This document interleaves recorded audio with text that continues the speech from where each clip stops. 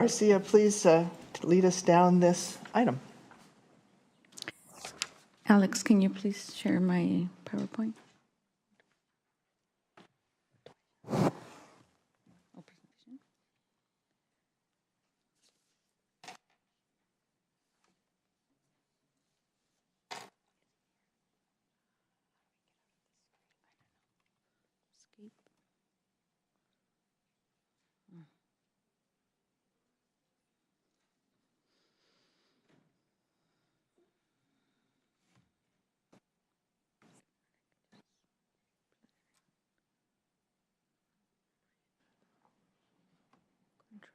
For those at home, we have a little technical time that we're going to take here. We're working on it.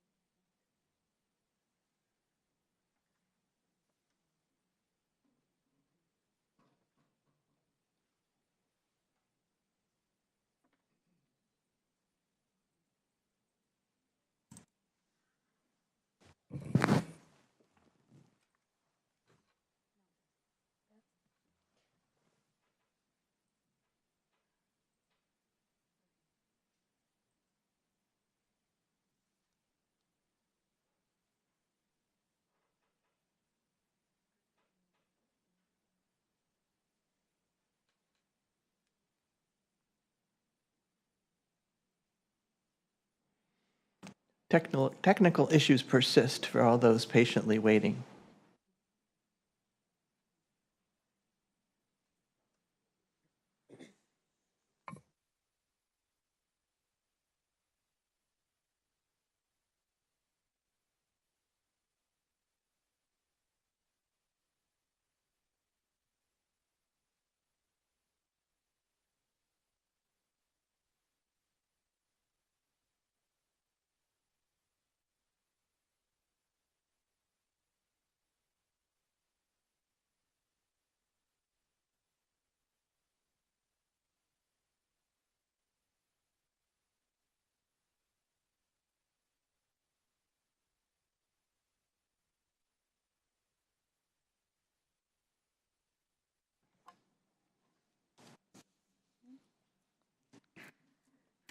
Good morning, Chair Deal and members of the Planning Commission.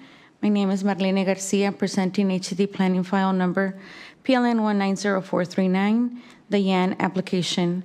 As a reminder, this item was previously scheduled for the November 13, 2024 Planning Commission hearing, but was continued to a date certain of January 29, 2025, because the applicant was unavailable to attend the November hearing. Prior to the November 13th hearing, the applicant informed staff that they were not available to attend and requested Planning Commission to continue the item.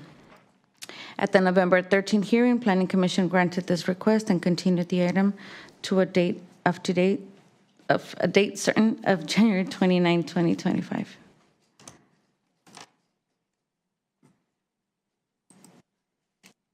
The project site is located at 1187 Lookout Road, Pebble Beach, within the Greater Monterey Peninsula Area Plan, and is zoned medium-density residential with the building site, design control, and parking use of major recreational equipment storage in seaward zoning overlays.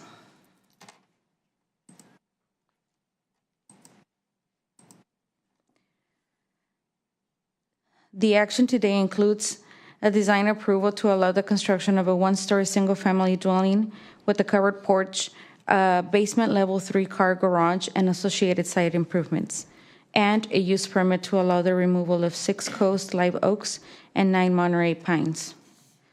The natural topography of the site slopes downward on the northern side of the street, while on the southern side it slopes downward. In this case, the applicant proposes position of the basement garage below the living area to accomplish a single-story profile from the street and avoid an overpowering structure. For clarification, as indicated here in blue, the natural topography from the roadway to the proposed edge of the driveway is over a 25% slope. However, development on slopes remain under 450 square feet. Therefore, pursuant to 2010 General Plan Policy 0S3.5 exempts development on slopes less than 30% or 500 square feet, whichever is less, from use permit requirement. In this case, this is what is being proposed.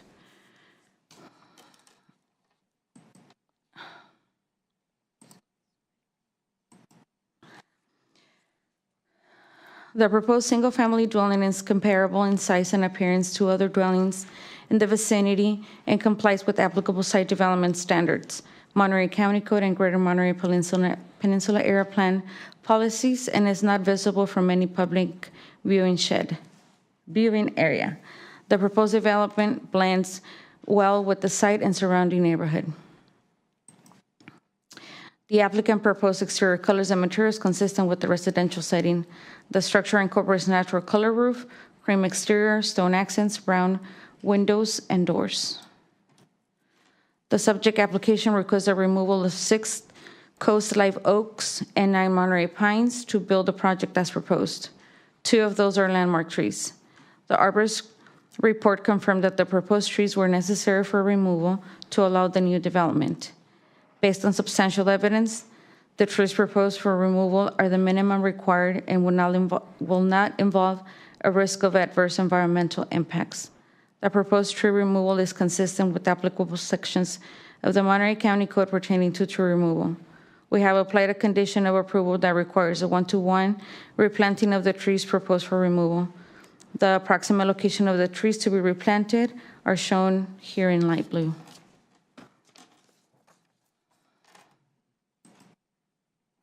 The proposed project was referred to the Del Monte Forest Land Use Advisory Committee for review on August 3rd, 2023. At this meeting, members of the public raised concerns relating to correct staking and flagging and on-site parking during construction. As well, concerns were raised to the lack of owner or agent representation at the meeting, therefore voted 3-1 to not support the project as proposed. During the course of the review, staff also received public comment that mentioned concerns about potential impact on drainage. Agent provided updated set of plans indicating to have adequate parking demands during the development, as well as corrected staking and flagging. Staff recommends the Planning Commission find the project categorically exempt pursuant to Section 15303 of the CEQA guidelines and approve the design approval and a use permit based on the presented findings and evidence. Staff concludes presentations and is available for questions. Thank you. Thank you, Ms. Garcia. Are there any technical questions for staff? Commissioner Roberts? I have a question about the LUAC meeting, and in reading their notes, it said that apparently this had been continued 3 times at the LUAC, and so they voted to deny just based on the fact that they didn't have the opportunity to speak with the applicant or its representatives. And I guess I'm asking for staff, is this normal? Does this happen that representation doesn't show up for a LUAC meeting? Through the chair, I believe, yeah, that this happens. In this case, the agent is not local and advised that she wasn't going to be able to attend. I believe somebody was there in representation on the owner side, but the questions that the LUAC members had, they weren't satisfied with the responses that were given. So it is, if that's my understanding, it can be. To follow up on that, I think I read in the report that the questions that the LUAC had have since been resolved. Yes.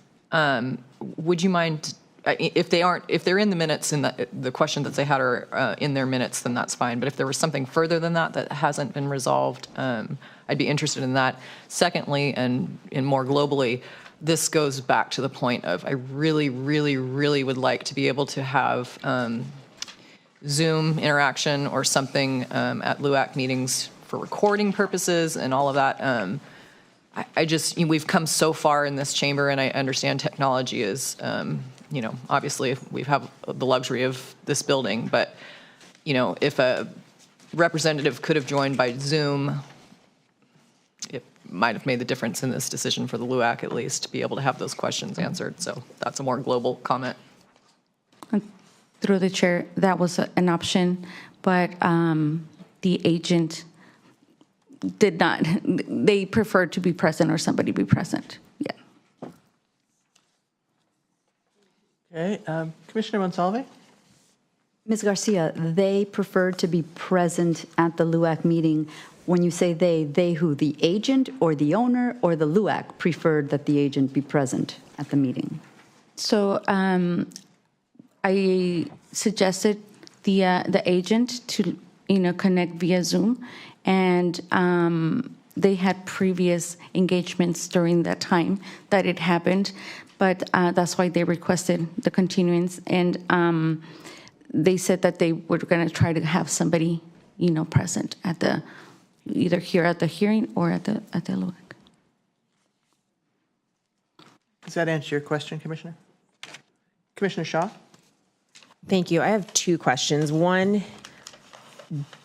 does a representative for the applicant have to be at the LUAC meeting? Is that required that they be there?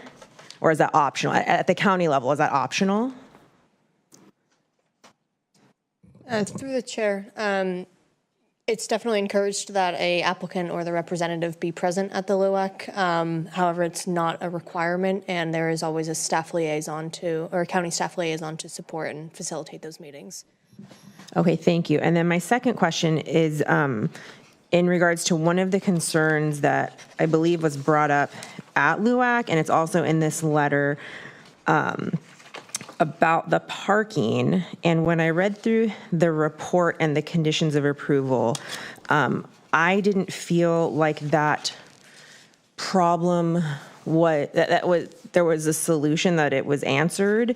But I don't know if we can actually dictate where people park, where construction vehicles can we say you have to be on site?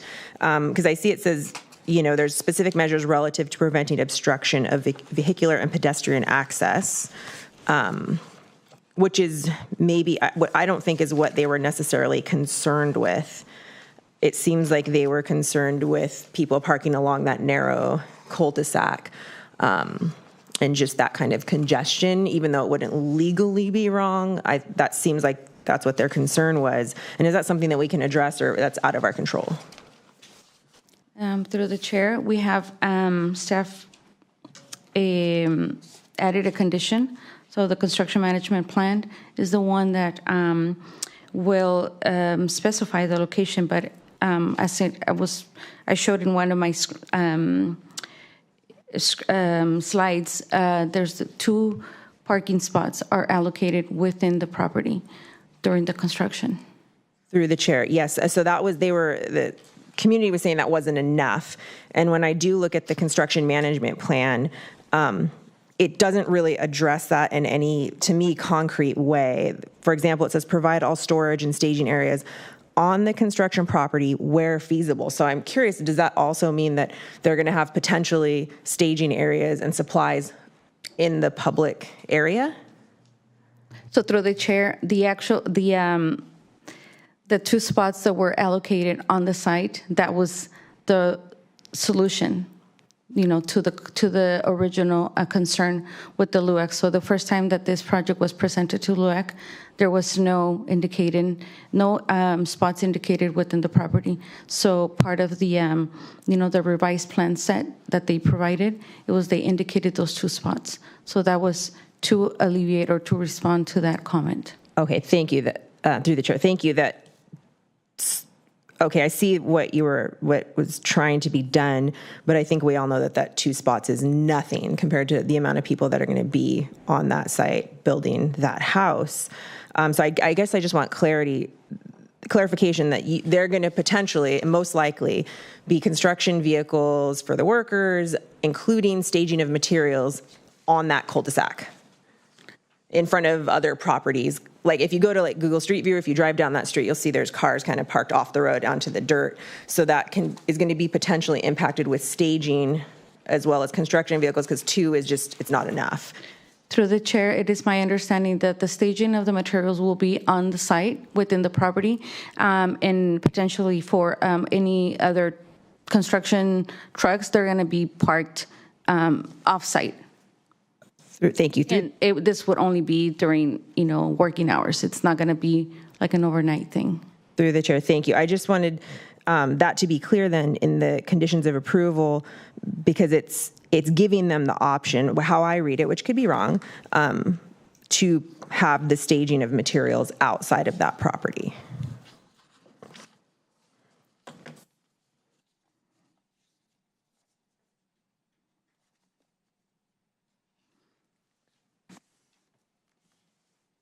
Staff want to respond to that or not?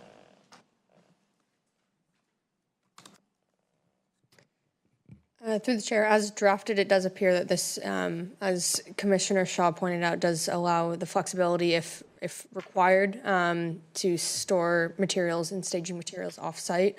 If the commission desires, that can be revised to require that all staging and storage materials be on-site. And further, this construction management plan would be reviewed and approved by the county's engineering services team, who would ensure that pedestrian and vehicular access would not be impeded through implementation of various construction, staging, or vehicle parking.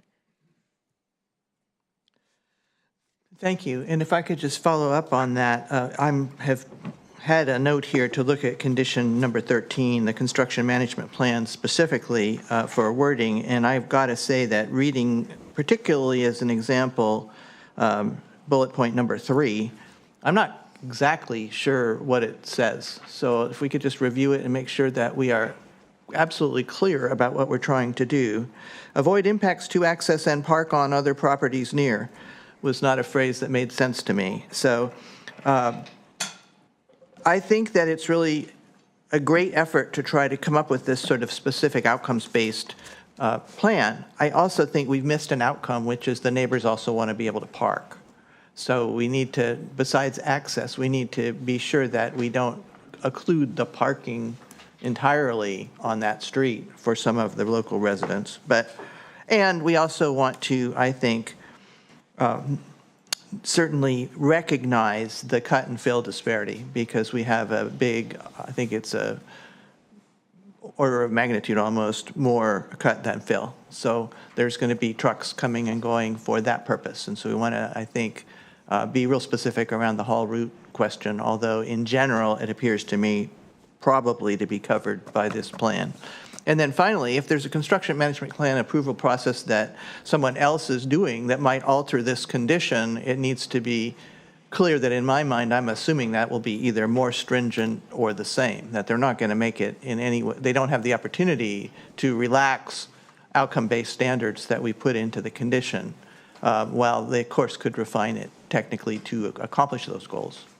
But we don't want to be saying, this is the plan unless somebody decides not to do that. I wouldn't be comfortable with that process. Does that make sense? Okay, all right. Anything else from anyone else? Technical questions for staff? I do have one more, or two more. First, I want to just confirm that I heard that there was a flagging issue that was corrected in time for everything to be properly noticed, right? As referenced by the LUAC? Through the chair, that is correct. Okay, so that addressed head on. And when we talk about trees, I want to go back to the land, remind me what the landmark tree ordinance is in the Del Monte Forest, because I look at this and see that we do have the removal of a landmark sized tree, but no recognition for that in replanting. I just want to clarify for everybody who's out there what that's about. So if you could remind me the regulations and requirements for dealing with landmark trees in the Del Monte Forest, I'd appreciate that.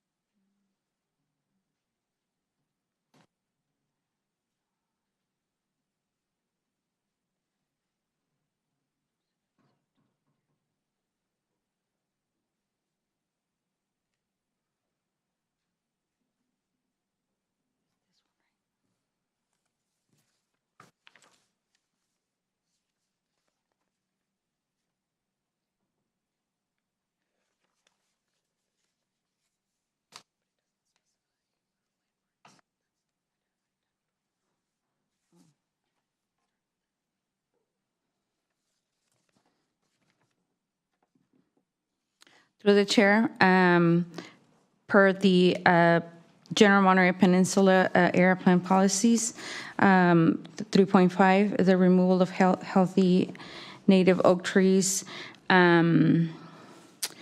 So here it says,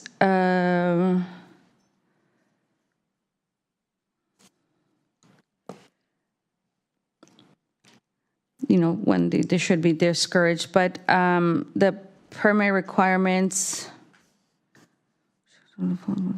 replacement criteria. So yeah, there's three categories: the permit requirements, the replacement criteria, and there are exceptions if there are for emergencies and governmental agencies. Specifically for Del Monte Forest. Well, in this area plan, it is the Del Monte Forest, but whatever we say, but it's both the county code with respect to landmark trees and the area plan modifications to that code. You've read me some information about oak trees. I think both of the landmark trees proposed for removal are pines. And so I just want to clarify that the county landmark tree recognitions are properly represented here with respect to those two landmark trees. Through the chair, general plan policy GMP 3.5 does generally address the removal of healthy native oaks, pines, and redwoods in this area that covers the subject property, and then it directs the county to create an ordinance for permit requirements, removal criteria. Those can be found in Title 21, under Title 21, Section 2164-260. There is a section in there that does state that the removal of landmark oaks are prohibited unless specific findings can be made. Those are the same findings for all tree removal. There is no specific one for landmarks, and there's no specific replanting other than the standard 1-to-1 for landmark oaks as well. So there's a recognition that landmark oaks, pines, and redwoods exist, but we don't actually care about any except oaks. Is that what I'm hearing? Title 21 is specifically for the protection of oaks and other native trees, but the landmark criteria and preservation encouragement is placed specifically on oaks. Okay. I'm not going to belabor that point on this particular application, but there's more to that story, and I'd appreciate it if staff could look into it, because we generally don't have recognitions of resources without some plan to address preserving them. And this says basically to me, we don't have one, and that has not been my experience in other locations. So if we have a place where the regulations are incomplete, I'm going to want to make a referral on that. So somebody can let me know. I'd appreciate it. I don't consider anything in any of those to be helpful in the preservation of landmark trees. So just, sorry for the editorialization. Commissioner Shaw? Thank you.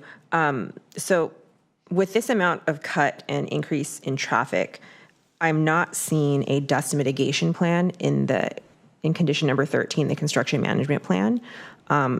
And I would like to explore that on this small street, that we do something to make sure that there's not a lot of dirt left all over the road or blowing around. Thank you. Okay. Anything else? All right. Having cleared away some technical questions, would the applicant or the applicant's representative care to speak on this matter? Anybody coming forward to do that? You have the microphone.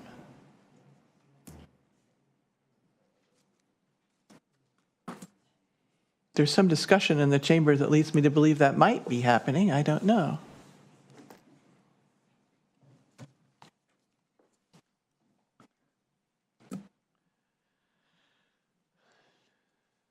Welcome. Good morning, still morning, right? We need you on the microphone to we can record you. Good morning, right? Still morning, right? It is. My name is Timo Alvarez. I come and represent as an agent for Evelona Construction. He's the owner. He can present it by himself, Peter Young. But go ahead. We want to address, just kind of confirm on the a couple of points on the removal of the trees and replanting those, as we've seen on the PowerPoint exhibition, that it is already on the plans. And regarding the parking, we got plenty of space for the material to be on site without disturbing any of the neighbors, even though on the parking issue, the only thing that we want to have a kind of a big vehicles to drive in there is just when they're going to deliver the material.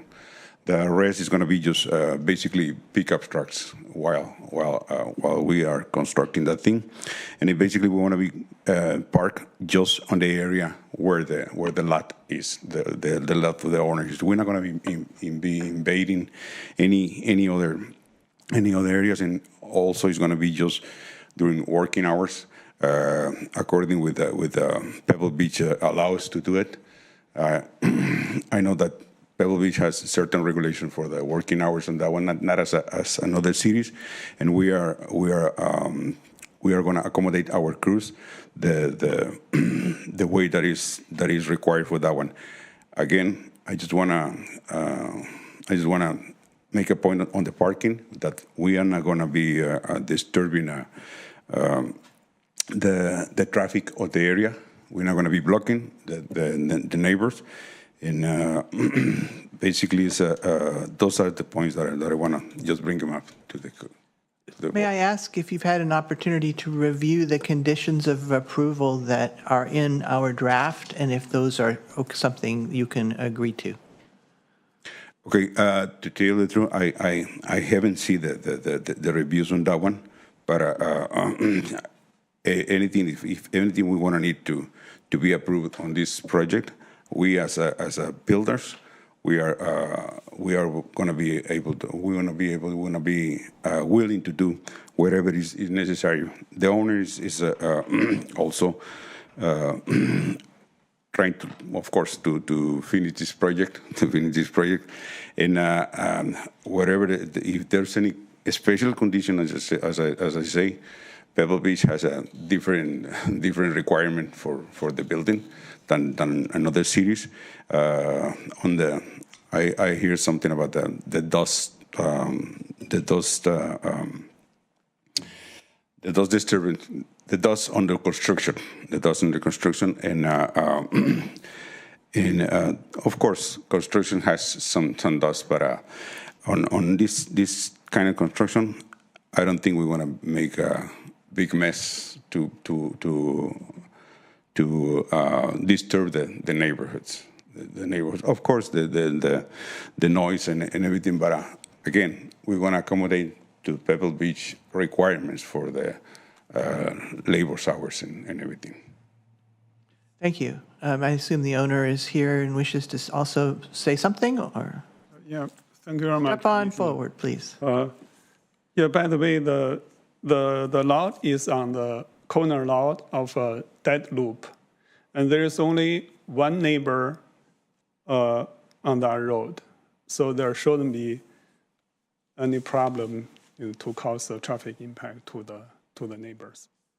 There's only one neighbor on the dead loop. So I'll repeat my question. Have you had an opportunity to read the proposed resolution, and is everything in there okay with you? Not really. Usually my designer, Susan, yeah, she should have take care. Unfortunately, she couldn't attend this meeting. This concerns me a little because we would be depending on you agreeing with the conditions. Yes, absolutely. But, okay. Yeah. Anything else you'd like to add? No, thank you very much. Thank you. There's an opportunity to respond should you hear something in public comment you'd like to respond to. Appreciate it. Is there anybody else in the chambers who would like to come forward and speak on this matter?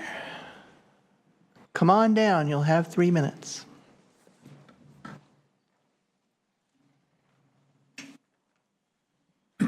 Good morning, and thank you. My name's Joe Serpernot. I live at 1183 Lookout Road. It's immediately across the street, or on a cul-de-sac. What's across the street mean? But I'm an immediate neighbor. We have no issue with the plan for the house. We think the house will be beautiful. It'll be a nice addition to the neighbor. We support the owner's right to develop his property, and certainly there's no issue with that. The biggest issue comes down to the obstruction in the neighborhood, as we've already talked about. It's been brought up at the Land Use Commission. There was supposed to be a plan. We never saw a plan. If such a plan has been delivered, I'd like to know how I could get it. Where is parking going to occur? Nobody builds a house with just 2 trucks. I've seen recent homes that were being renovated, minor renovations, and 15 trucks were required. These are, hardworking construction people with lots of tools. They use their trucks as toolboxes. They need those to be near the site. If there's a plan to manage that, I'd love to see that, and I'd love to be able to support the applicant. Other than that, I don't have much else to say. Thank you. Appreciate your thoughts. And I don't know if there's a copy of the application materials over there. The staff report is there, but not the conditions of approval. All right. Okay. So the clerk's going to take a look and see if the material that's right there can direct you to what we do have. Okay. That being the case, anybody else in the chambers like to comment on this matter? Seeing no one, is there anyone online? There are no additional hands raised on Zoom or new emails. Thank you. I'm going to come back here and ask the applicant if they have any final words before we deliberate. I don't see anyone coming down to respond to anything that we may have heard. And that being the case, I'm going to go ahead and close public comment on this matter and bring it back to the staff. Staff, do you want to respond to anything you've heard thus far? There was a nod of the head, no, I believe. I did want to just ask if you had a chance to look at the specifics of condition 13 that we talked about in the commission comments and see if you have anything to offer there. So part of the available set in Acela is there is a construction management plan provided there for review. And for condition number 13, we can add other information here that you. I just want to know if there's any prospect of clarifying that to say what we've talked about. Well, you guys can think about that. We'll work on the clarification. Okay, commissioners. Commissioner Roberts. First, I'd like to make sure that the neighboring property owner gets a copy of the construction management plan if it exists, and or be on part of the, okay. I don't have a copy of the construction management plan, so did you just say it was on Acela? Everything's in Acela. Okay, so if he can have access to that. Plan itself is on Acela or just this condition? Through the chair, there is a construction management plan that was distributed with the staff report. It is a part of Exhibit B as the draft plans. It is sheet number 2. And it does have an outline of where the staging and stockpiling would be within the proposed driveway area, as well as the 2 identified on-site parking for vehicles. Again, this is only a draft construction management plan, and the condition number 13 would require that this be finalized and modified to meet the commission's desires, as well as be reviewed and approved by the Public Works. Okay, while everybody's looking at that, I have one other minor clarification I'd like to make in the findings and evidence, and it's the finding about the LUAC, and it is finding 3, evidence D, and then I think, DI? Sorry, finding 3, evidence I.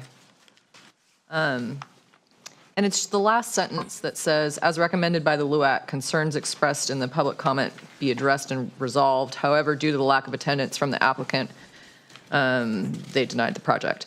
I wasn't at the meeting, so I don't know, but in reading the minutes and reading this statement and hearing the testimony today, I'm not positive that they denied it because the owner's representative wasn't there. I think they denied it because they had concerns about the project and weren't able to resolve those concerns at the meeting.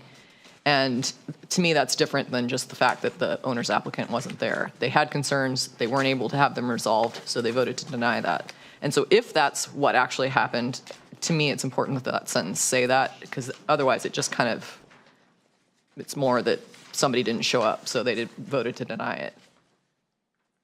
Through the chair, that is, so the concerns that the LUAC had, part of this last, or the exhibits that are in the staff report, they are answering the concerns, right? They were asking for identifying where the trucks were going to parking, and they also did the restaking and flagging. So after that, it didn't go back to LUAC. I understand that, and I think the first part of that paragraph explains that staff essentially has resolved the concerns that the LUAC had. But the sentence that it says, however, due to lack of attendance from the applicant owner representative, the LUAC recommended denial.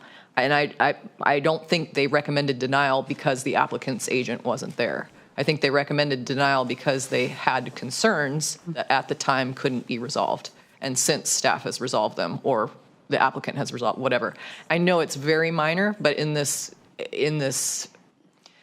out of respect for all the work that the LUACs do, I don't think it was as simple as the applicant wasn't there. It was that they had concerns that weren't resolved at the time of the meeting. So how about if we suggest that from the findings and evidence in that sentence, we just remove the section starting with however and ending with representative, and say the LUAC recommended denial of the project by a vote of 3-1 with 3 absent? That's fine with me. My own suggestion I had written was taking out the as recommended by the LUAC, and then instead just LUAC's inability to resolve concerns with the applicant resulted in a recommended denial of 3-1.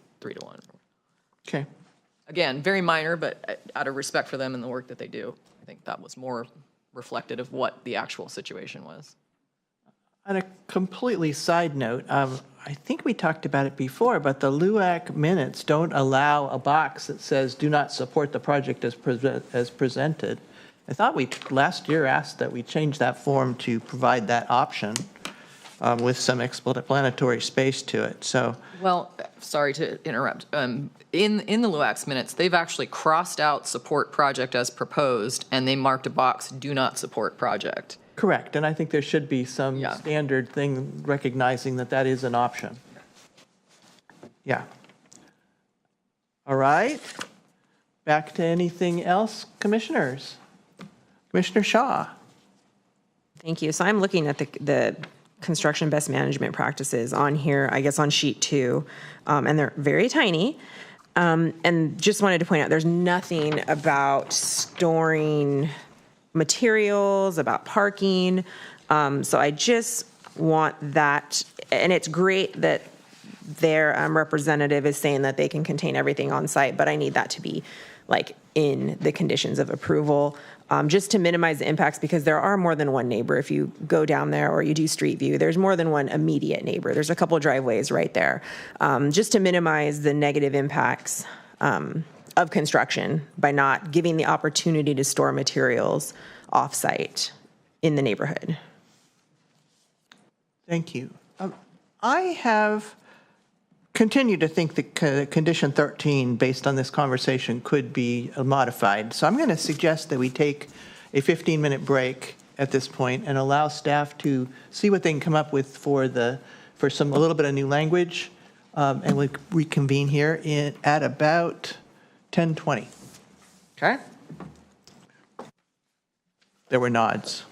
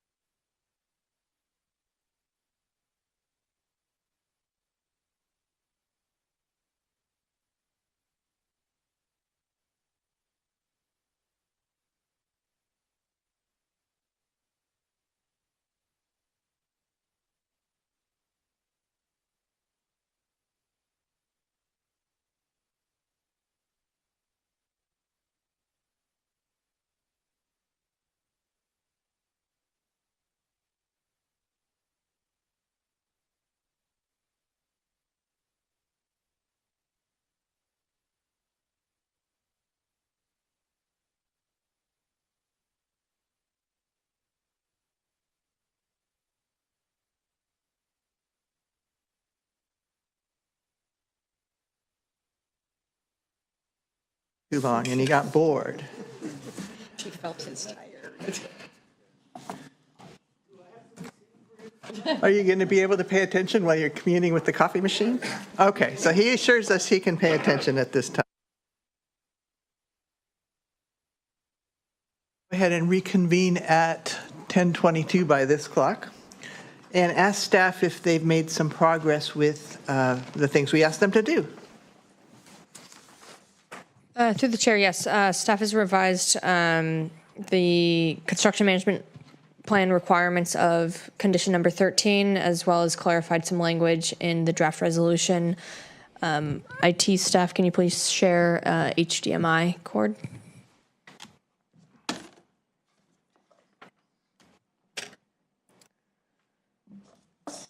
The highlighted language here revised the previous draft construction management plan, clarifying that construction crew and storage of materials shall not impact neighbors' access to private property and to Lookout Road. Construction crew shall not park on other properties near the construction site and shall adhere to designated construction routes. And also clarifies that all storage and staging materials must be on the property and cited to the extent possible to reduce potential noise, dust, and other impacts to neighboring property.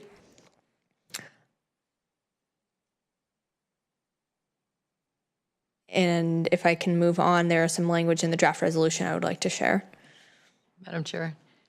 Commissioner Roberts? I have one question about this. In thinking about this and seeing the pictures of the heavily forested site, how does the construction management plan take into effect or into consideration the trees and whatever else that might prohibit what we're asking? There is a tree and root protection standard condition of approval that is applied, and that would require protection of those trees, so staging could occur outside provided that it wouldn't impact those specific trees.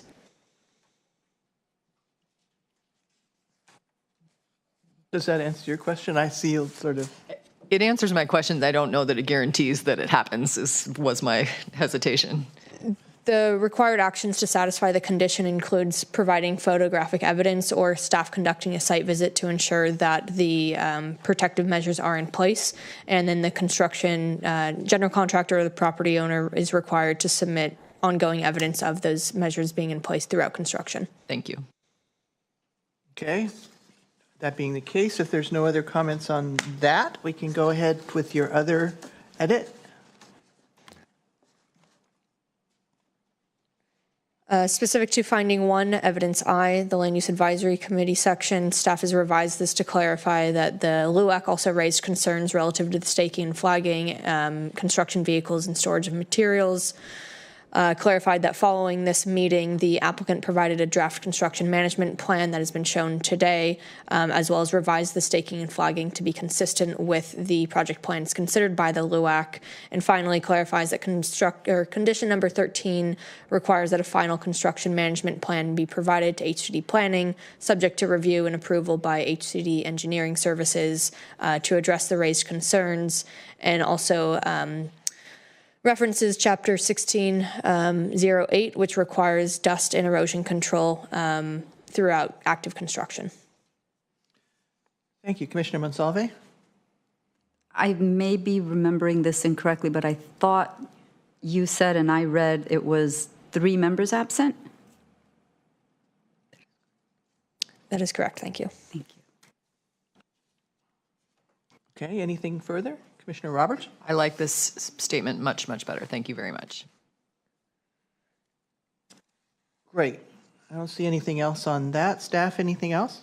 Additionally, staff would like to clarify the landmark pine removal, clarifying that Title 20 or the Title 21, the county zoning ordinance, as well as the 2010 general plan, only prohibits and discourages the removal of landmark oak trees unless specific findings are made. In this case, there are no landmark oaks that are being proposed for removal, and thus the 2 landmark pine trees do not require any additional findings or evidence to support the removal other than those already required by the county's tree removal ordinance, which specify that it must be the minimum required and that there is no adverse impact to the environment, which is outlined in the subsequent evidence.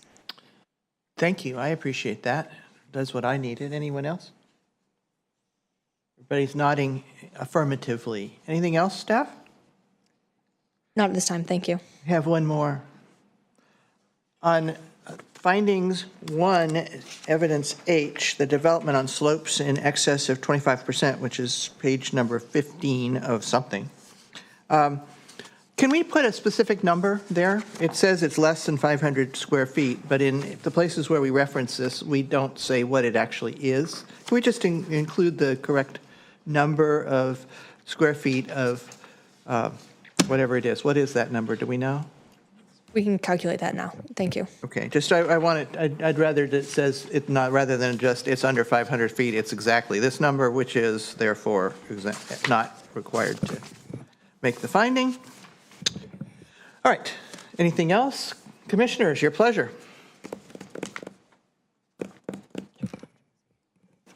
Commissioner Gomez. You know what, let's let the commissioners from those districts take leadership on these items. Our new commissioner isn't so far been enlisted in our practice, which is that if it's your district, you get first crack at making a motion generally. So, should you care to do so. Yes, you have to. All right. Say what you think and we'll see what we can do. I know it's hard to get used to the microphone, so it's good practice. Being hazed. It's mild. I move to approve the draft resolution. Okay, I'm understanding that the commissioner to move that we would adopt staff's recommendation on this matter as amended in the hearing here today. Is that a correct understanding? Yes. Okay, is there a second for that? Commissioner Monsalve has her hand raised highest, so she will be the second for that. Is there any further discussion? And staff is clear on all of the edits. Okay, there being none, go ahead and call for the vote. All those in favor, please say aye. Aye. Any opposed, no. And the motion carries and the project is approved. And this brings us down to referrals, the first of which is discussion of the staff response on a referral about rebuilding status for a burned down property in Pajaro. So we're going to have a little cast change out in the staff area here.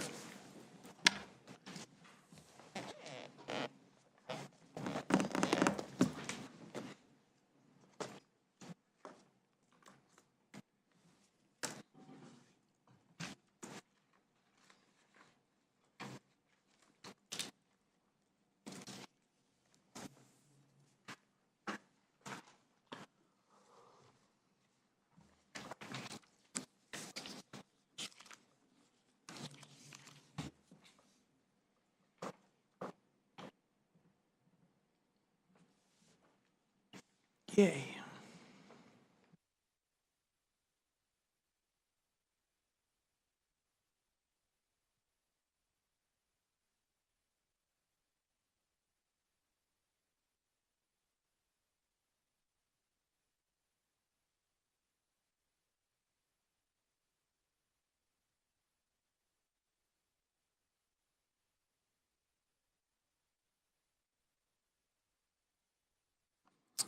Good morning, Planning Commissioners. My name is Edgar Sanchez, and today I'll be giving a status update on referral 24.1, which concerns the burned down property located at 8 Porter Road in Pajaro, California.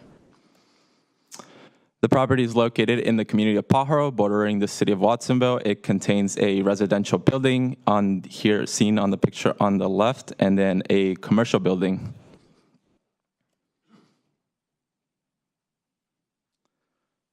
So in 2009, this is what the property looked like. The commercial building was occupied by a hair salon and appliance store, and the residential was as is.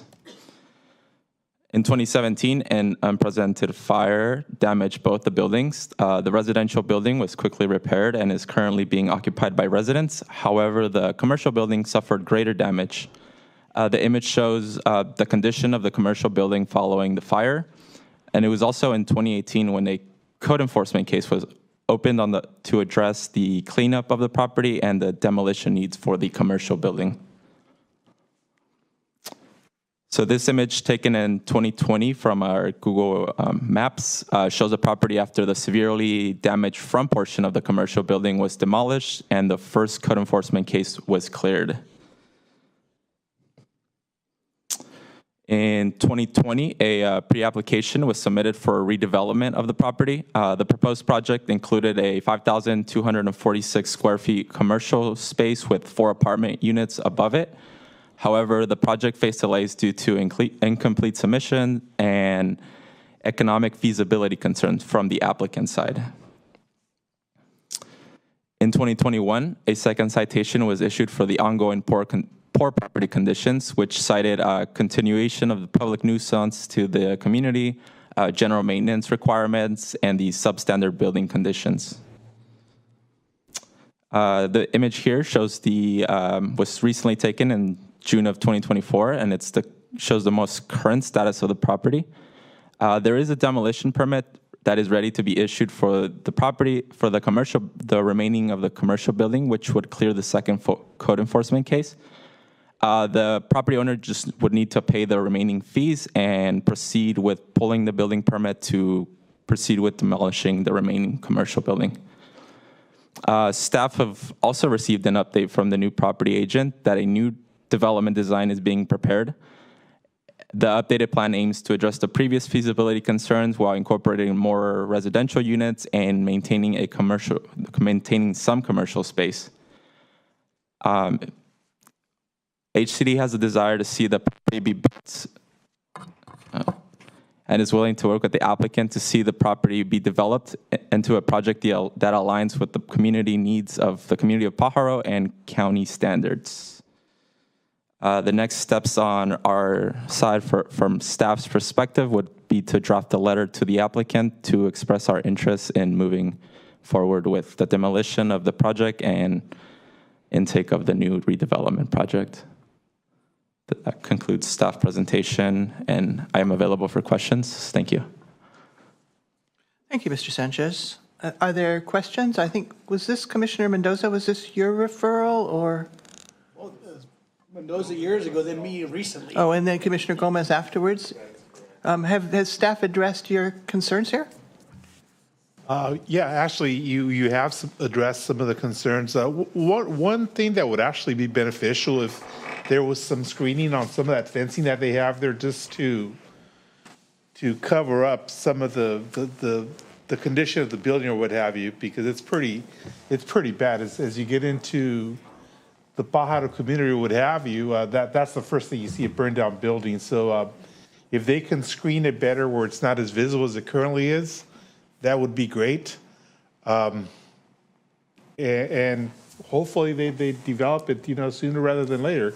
It's been like that for many, many years. Thank you, Commissioner. Commissioner Gomez, did you have your hand up? I just wanted to, I wanted to add, I think Commissioner Mendoza's suggestions are good suggestions. What I would also say is that, I don't foresee, since they're going back to the drawing board, I don't foresee a project coming there anytime soon, probably 2-3 years out at a minimum.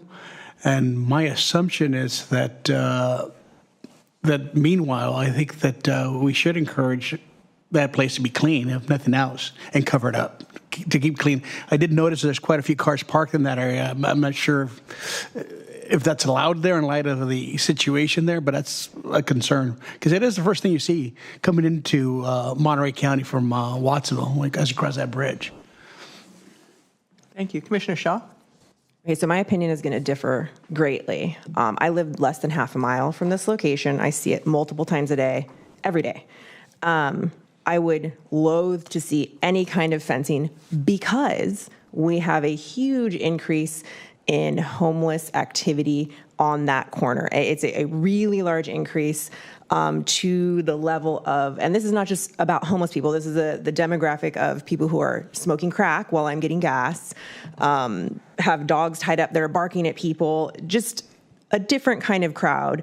And I don't even feel safe getting gas on that corner at certain times of day, middle of the day even, because there is so much activity there, like a ton of activity. So any kind of place where they could potentially hide if that property owner is not on top of that would be of a concern to me.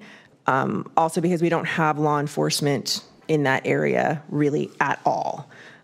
So that would be my main concern. Unless there's a way to make sure daily that there are not people living behind that fence, I would not want to see it covered. The second, I have a couple questions I don't know if you can answer today. What are the remaining fees and what are they from? What does this applicant, this owner, have to pay in order to move forward before they can actually start the process to develop something? Yeah, let me just pull it up on Ursula. It should be.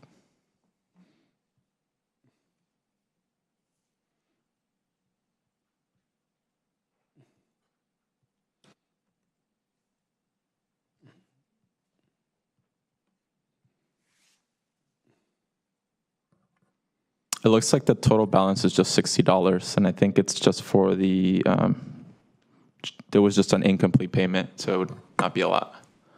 Okay, thank you. Yeah, that's not at all what I was anticipating. All right, I guess wanted to go on the record saying that I really liked that. That was really a nice plan that they had that they've abandoned, and would have really changed maybe the trajectory of our little community if we had something like that established.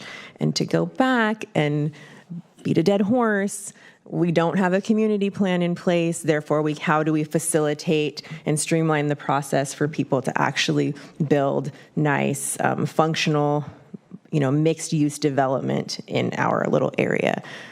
This is a perfect example of, I think, this getting tied up in this bureaucratic process, and we could be moving forward much quicker if we had that in place to help facilitate this really cool looking building. I'm bummed that it's going to be years off now. Thank you, Commissioner. Commissioner Mendoza and then Commissioner Monsalve. Just for the record, there isn't a bunch of crackheads in North Monterey County. I'm not sure where that's seen. It's probably not a good thing to say, but I do feel that there needs to be more code enforcement in North Monterey County and have more people that are coming up and kind of see what's going on. It's not just specific to that area. There's other things going on, but that is something where we've always had kind of the mentality that we're reactive, not proactive. And we need to go out there and do more code enforcement in North Monterey County, which is something different from this project. I understand that, but that's the only way it's going to get addressed. Within the last 2 or 3 months, it's just been getting worse and worse and worse. And I mean, I understand where she's coming from, that some of the things that are happening in that area are not good. But I think that just code enforcement needs to go out to North Monterey County and start addressing a lot of those issues that are constantly going on. Okay? Thank you, Commissioner. Commissioner Monsalve? Thank you, Madam Chair. I'm wondering if the owner has expressed any explanation, reasons, justifications for the delay? For the delay in the demolition permit or the development? For the delay in the development. So I don't have the complete information. I did invite the property agent to the meeting, and I'm not sure if he is on Zoom or in person. It appears to be in person. Yeah, I invited him to address some of the timeline concerns with it if he wants to answer. We'll get there in a save minute. it for, Okay. yeah, when it's, thank you.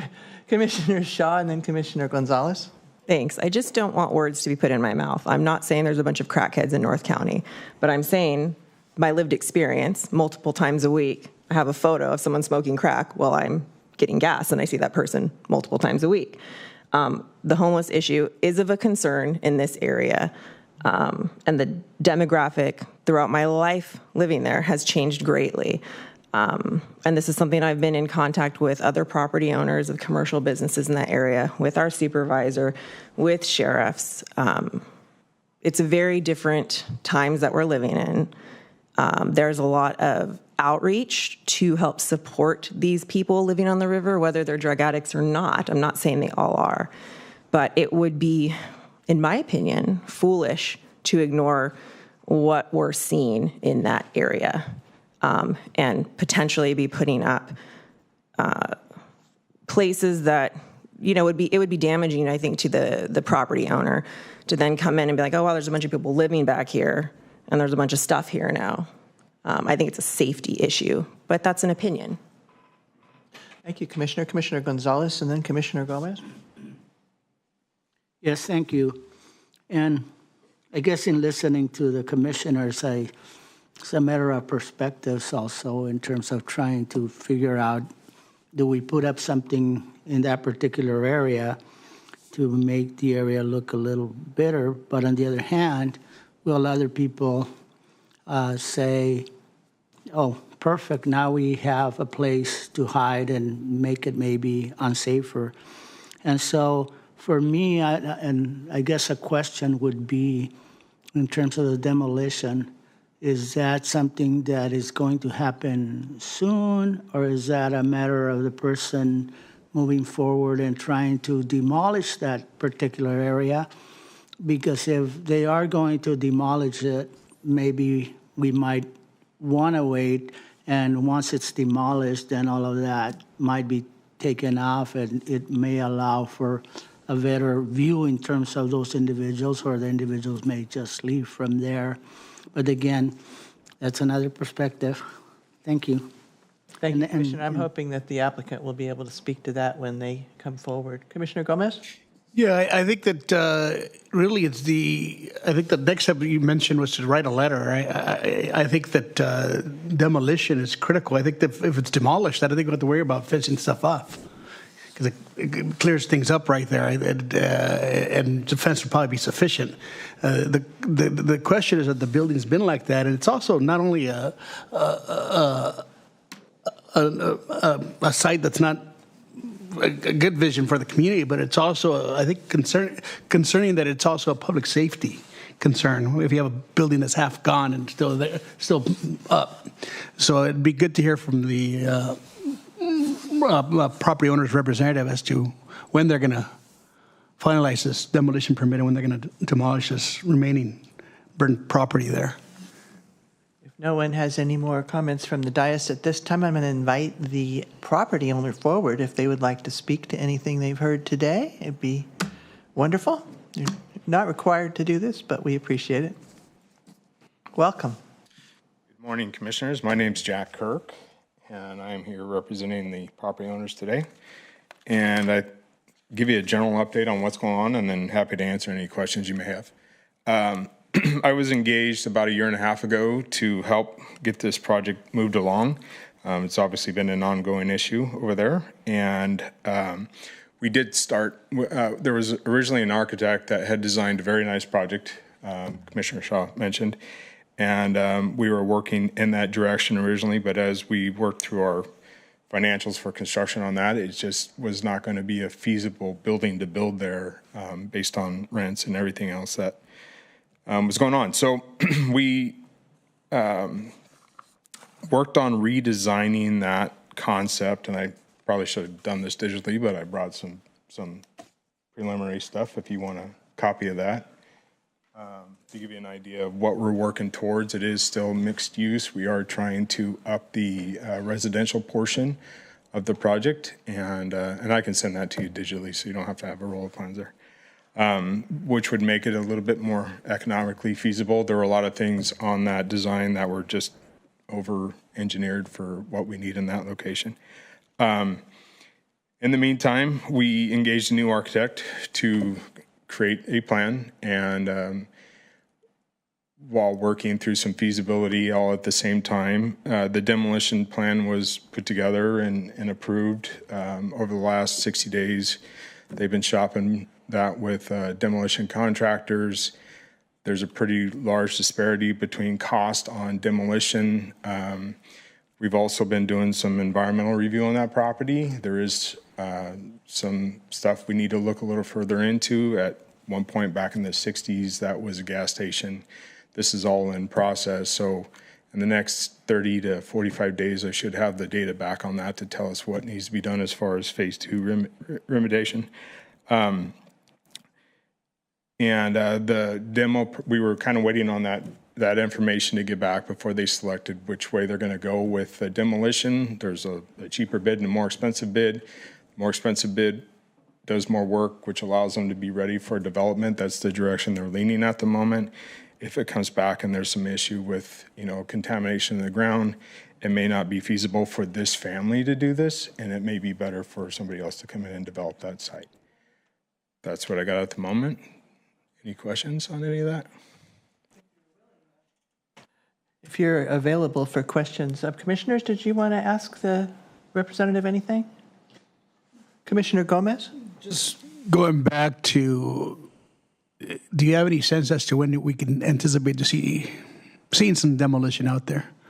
We're really, that obviously is critical, and we understand that's where the urgency is at the moment. It's really ready to go. We've got 2 plans to do it. There's just a cost difference, so trying to take a financially, responsible approach to this. We're looking at trying to make sure we got enough feasibility work done so we can make an appropriate decision on who's going to get selected to do that demolition. I've got all the embarred stuff. Everything's all cleared up and ready to go. Just all we really need to do is select the contractor, pay the $60, and they can get rolling out there. Commissioner Shaw? Thank you. Maybe I'm misunderstanding this process. Is there a potential that if this comes back as a contaminated site, and that would be really expensive to remediate that, I know there's a few sites in Pajaro like that this family would not want to continue forward with pursuing development? Like, are those chained together? I would assume that they're not, this is an assumption, that they would not demolish this if they weren't in the future planning to develop it. So would that put a hold on the demolition? No, the demolition is going to be done by the family regardless. Okay. It's just who we're going to and how, right? And then how that impacts future development on that site. All right, thank you. Yeah. I also maybe speak to your concern about safety, and also Commissioner Mendoza's.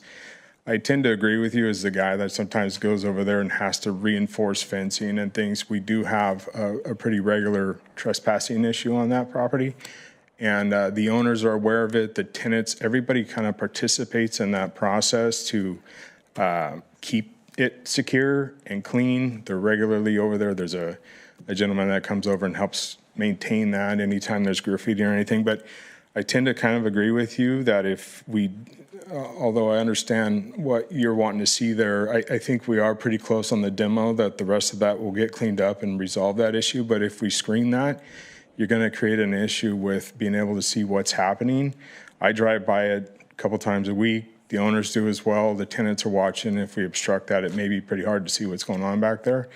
And so I would lean towards asking that not be a requirement for that reason. But I understand your concerns also.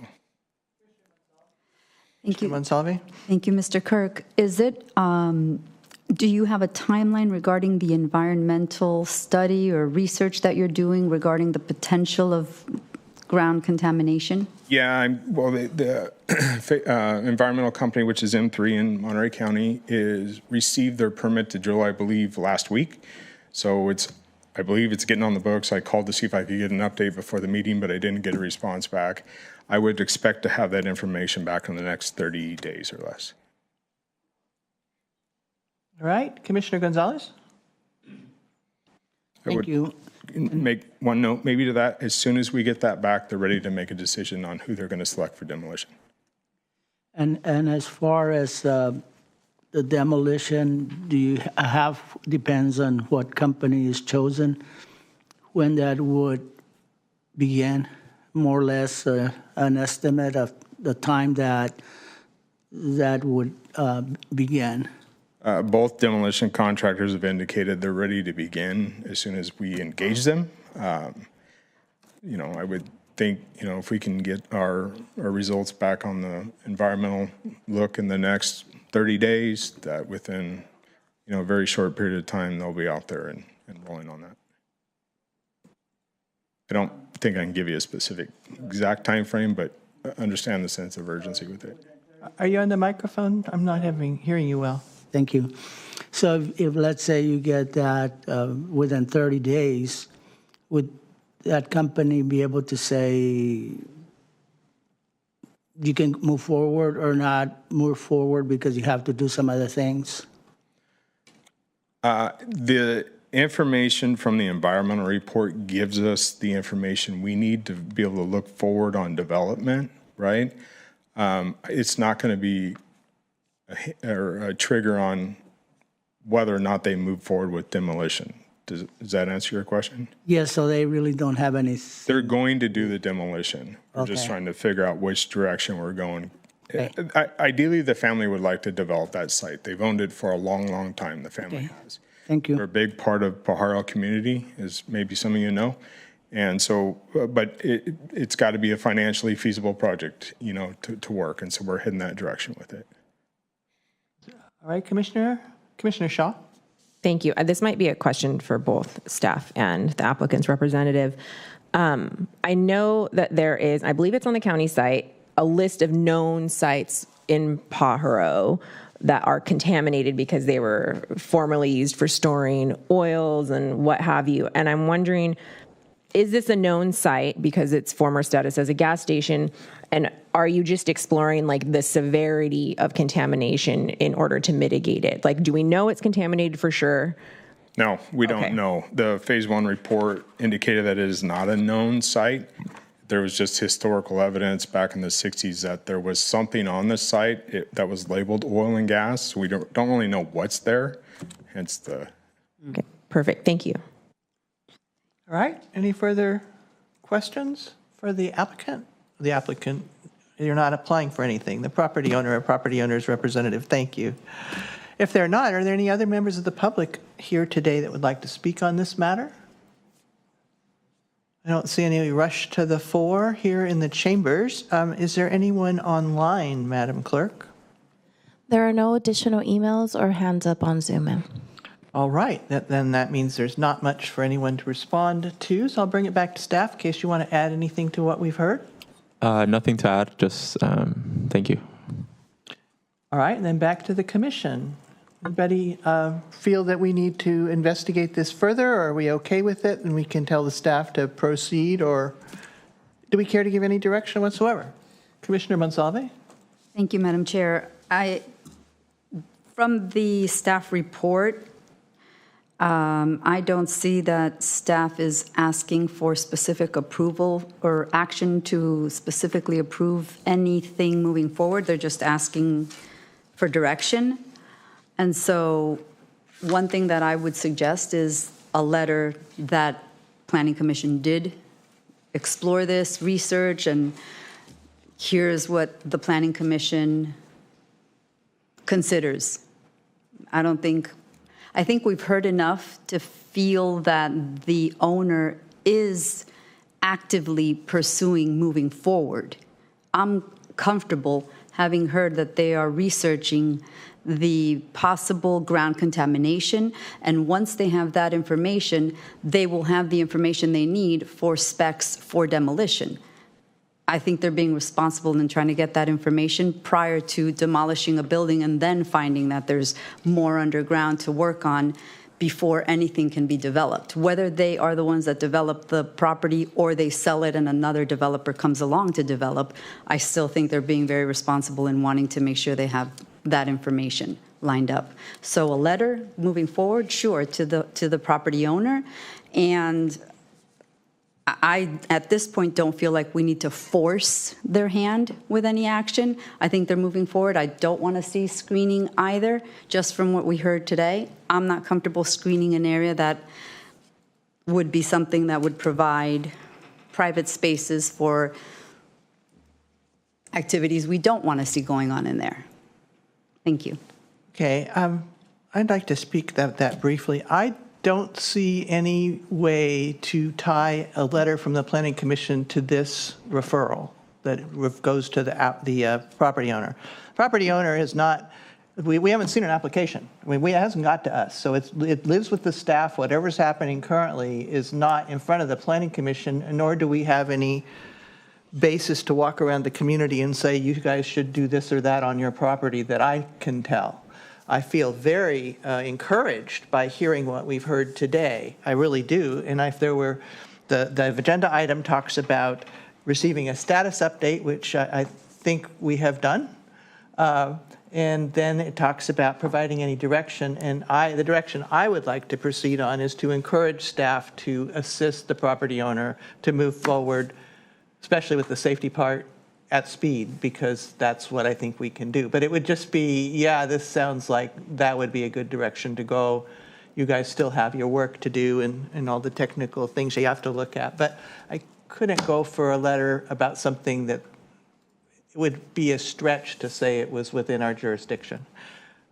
Commissioner Gomez, did you have something you wanted to say? I just wanted to say, I think that it'd be good for us to be continued to be updated in terms of when the demolition is going to start, right? That's the only update I would ask for, is just to let us know when it starts, and that's it. Right? I think it's making the property owner seems to be making a good faith effort to deal with this issue. So Commissioner Gomez would just like it continually kept up to date. I could be comfortable with that. Commissioner Shaw? I just wanted to thank my fellow commissioners for making this referral. Even though I drive by it every day, it's not something I even thought about, really. And I wanted to thank the owner and their representative and staff for being able to answer these questions that we had. That was, as someone who lives right there, I am very excited, and I hope to see this in the future. I think this is a great plan, and even though we can't tie ourselves with a letter to this project, I think just the representative and the owner hearing that we all really want to see this move forward is helpful. Very well. Is there anything further? Mr. Sanchez, do you have the direction that you sought? Yes, I do. Thank you. And my understanding is that the commission is just hoping for updates when the status changes. Yeah. Great, thank you. All right, we go ahead and close that item and move forward to item number 5, which is a discussion of referral 24.7, which is the referral was to come forward with a description of the process required to consider a moratorium for new visitor serving units in the Big Sur Coast planning area.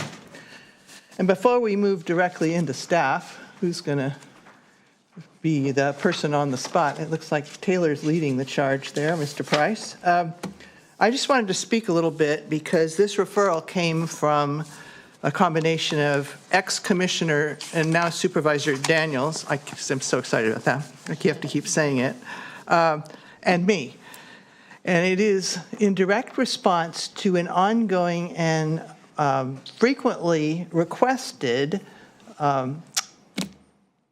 community concern. So we have received in the course of a number of community meetings a specific request for a moratorium coming out of the long-standing, and I think several times here at this commission, concerns about the count of visitor serving units now and the calculation of that, the baseline for that, and the conditions that each unit is being considered against. And so that's part of the land use plan update, where we're trying to really hone in on both the technicality of what's required in the plan and how we're going to track that going forward, the definitions of what visitor serving units count for what, and also the recognition of the conditions on the ground as they are today, looking at the update. So we asked staff to come with the process and technical outcomes that could be expected if this requested moratorium were to be a tool we wanted to employ at this time, knowing that the land use plan update cannot be done quickly. And so this referral and what the staff has given us is how could you do a moratorium if you wanted to, what is required, and if you did, what it could accomplish. And then so I think just trying to set the scene that this isn't a proposal to do one. This is an explanation for us in the public about what a moratorium really is and would accomplish in this situation. And with that in front, I'm going to ask the staff to go ahead and present what they've prepared here today. I hope that kind of helps set the scene, that this is not a, we're going to vote on a moratorium at this moment. We're going to discuss the technical side of this and decide whether this route is something that's so important we need to move forward with a bunch of staff and community energy at this time on that particular request. So if that makes any sense. Team, I don't know who's taking Katie first. Good morning, Chair Deal and Planning Commissioners. Katie Scary, Assistant Planner for Housing Community Development Department. I'm accompanied by my colleague Taylor Price, Senior Planner working out of class for HCD. Today, staff will be presenting a verbal report on Planning Commission Referral 24.07, the process and findings required to consider a moratorium for new visitor serving units in the Big Sur Coast planning area. For background, this referral was requested because members of the public raised various concerns to the Planning Commission concerning new visitor serving units in the Big Sur Coast planning area. The Big Sur Coast Land Use Plan is currently being updated. The county's Housing Community Development Department has been working with the Big Sur Community and Planning Commission Ad Hoc Committee to update the Big Sur Coast Land Use Plan. The updated Big Sur Coast Land Use Plan will return to the Planning Commission for review and will be an opportunity for the public to provide feedback to the county, including consideration of the appropriate categories and quantity of allowable new visitor serving units that may be permitted in the Big Sur Coast planning area moving forward. Since 1986, a total of 103 in units have been added to the Big Sur Coast planning area. Visitor serving units in Big Sur provide an opportunity for visitors to stay in the area within Big Sur. Notably, community members recognize that visitor serving units require additional staffing, yet there is a severe shortage of housing in Big Sur for the community and workers, further exacerbating the housing and traffic issues. Government Code Section 65858 allows a jurisdiction to adopt an interim ordinance without providing the procedures otherwise required for zoning ordinance if necessary to protect public safety, health, and welfare. An interim ordinance would serve as a temporary urgency measure to prohibit a use that may conflict with a contemplated general plan, specific plan, zoning proposal that a legislative body, planning commission, or the county is considering. The Board of Supervisors will be required to make certain findings to support the adoption of an interim ordinance. An interim ordinance could take effect immediately and require a 4/5 vote by the Board of Supervisors. In this case, the board would need to make findings that visitor serving units pose a current and immediate threat to public health, safety, and welfare, and that issuing an entitlement for any new visitor serving units in the Big Sur Coast planning area would result in that threat.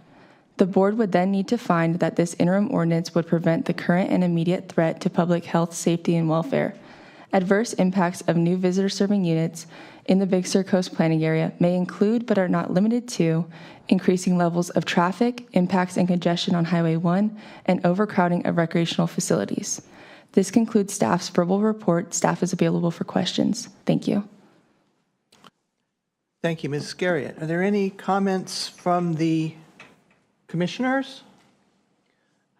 I do have one more, which is just that I think staff properly highlighted one of the fundamental differences here, which is that as we've done the research, and we've done a lot of research about this is not an off-the-cuff statement, it's become very clear that the county is instructed to measure the remaining number. And there's a cap. It's not like this is going to be, nobody's saying you can make whatever visitor serving units you want in Big Sur. There's a cap on the books right now.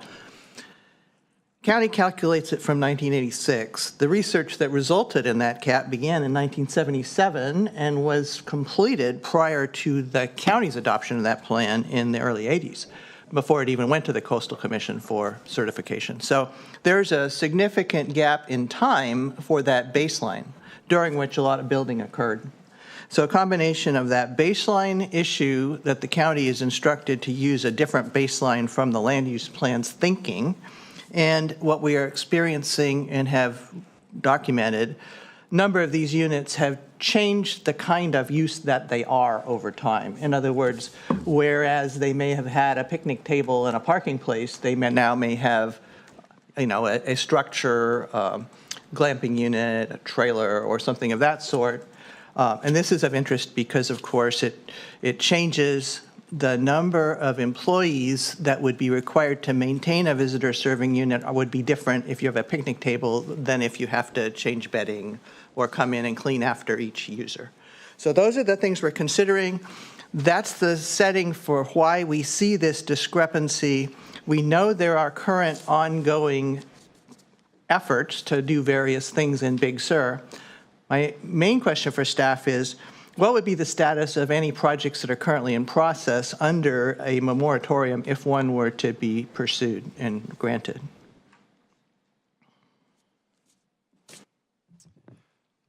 Through the chair, so if a interim ordinance was passed, that would be as of the date it was passed by the Board of Supervisors. If a project was previously entitled prior to that date, my understanding is that the interim ordinance would not impact that prior entitlement.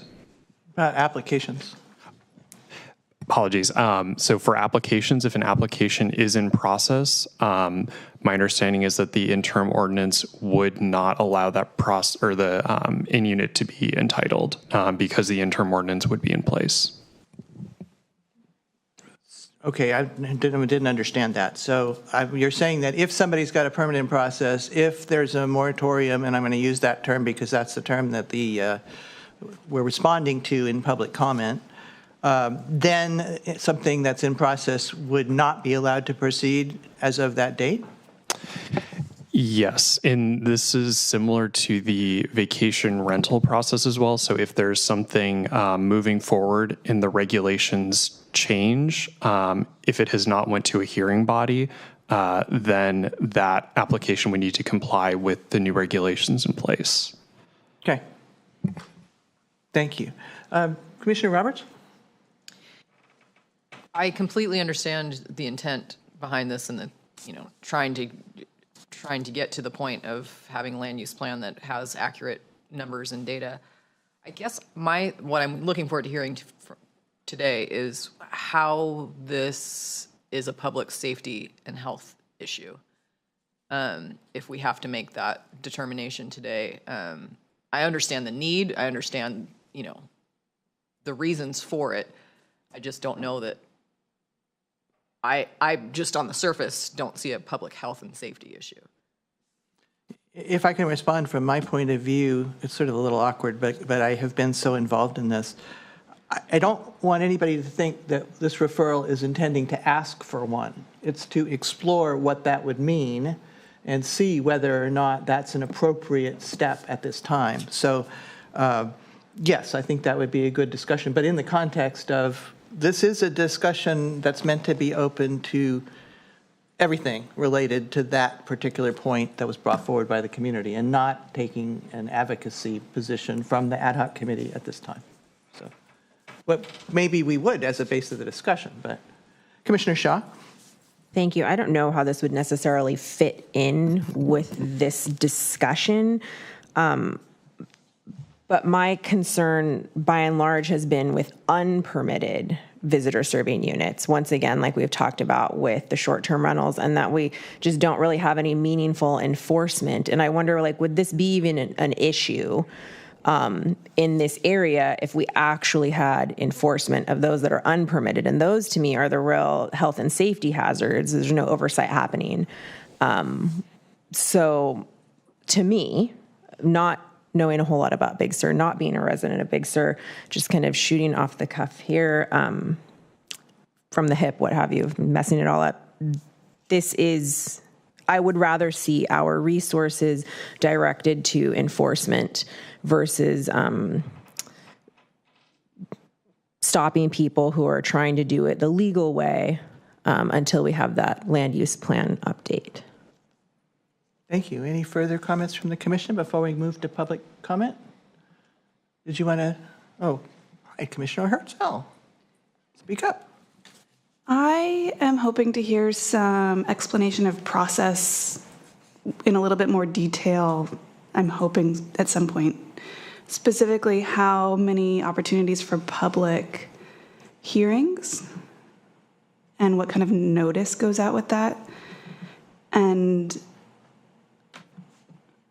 that's one thing I would like to learn about. And number two is, are we exposing ourselves in any way to lawsuit or, pushback? Are we allowed to do this? And what happens if we did it and someone got mad about it, is what I would like to know. I would say just editorially that there's no chance that anything we do at the Planning Commission will not result in someone getting mad at us. So just so you know.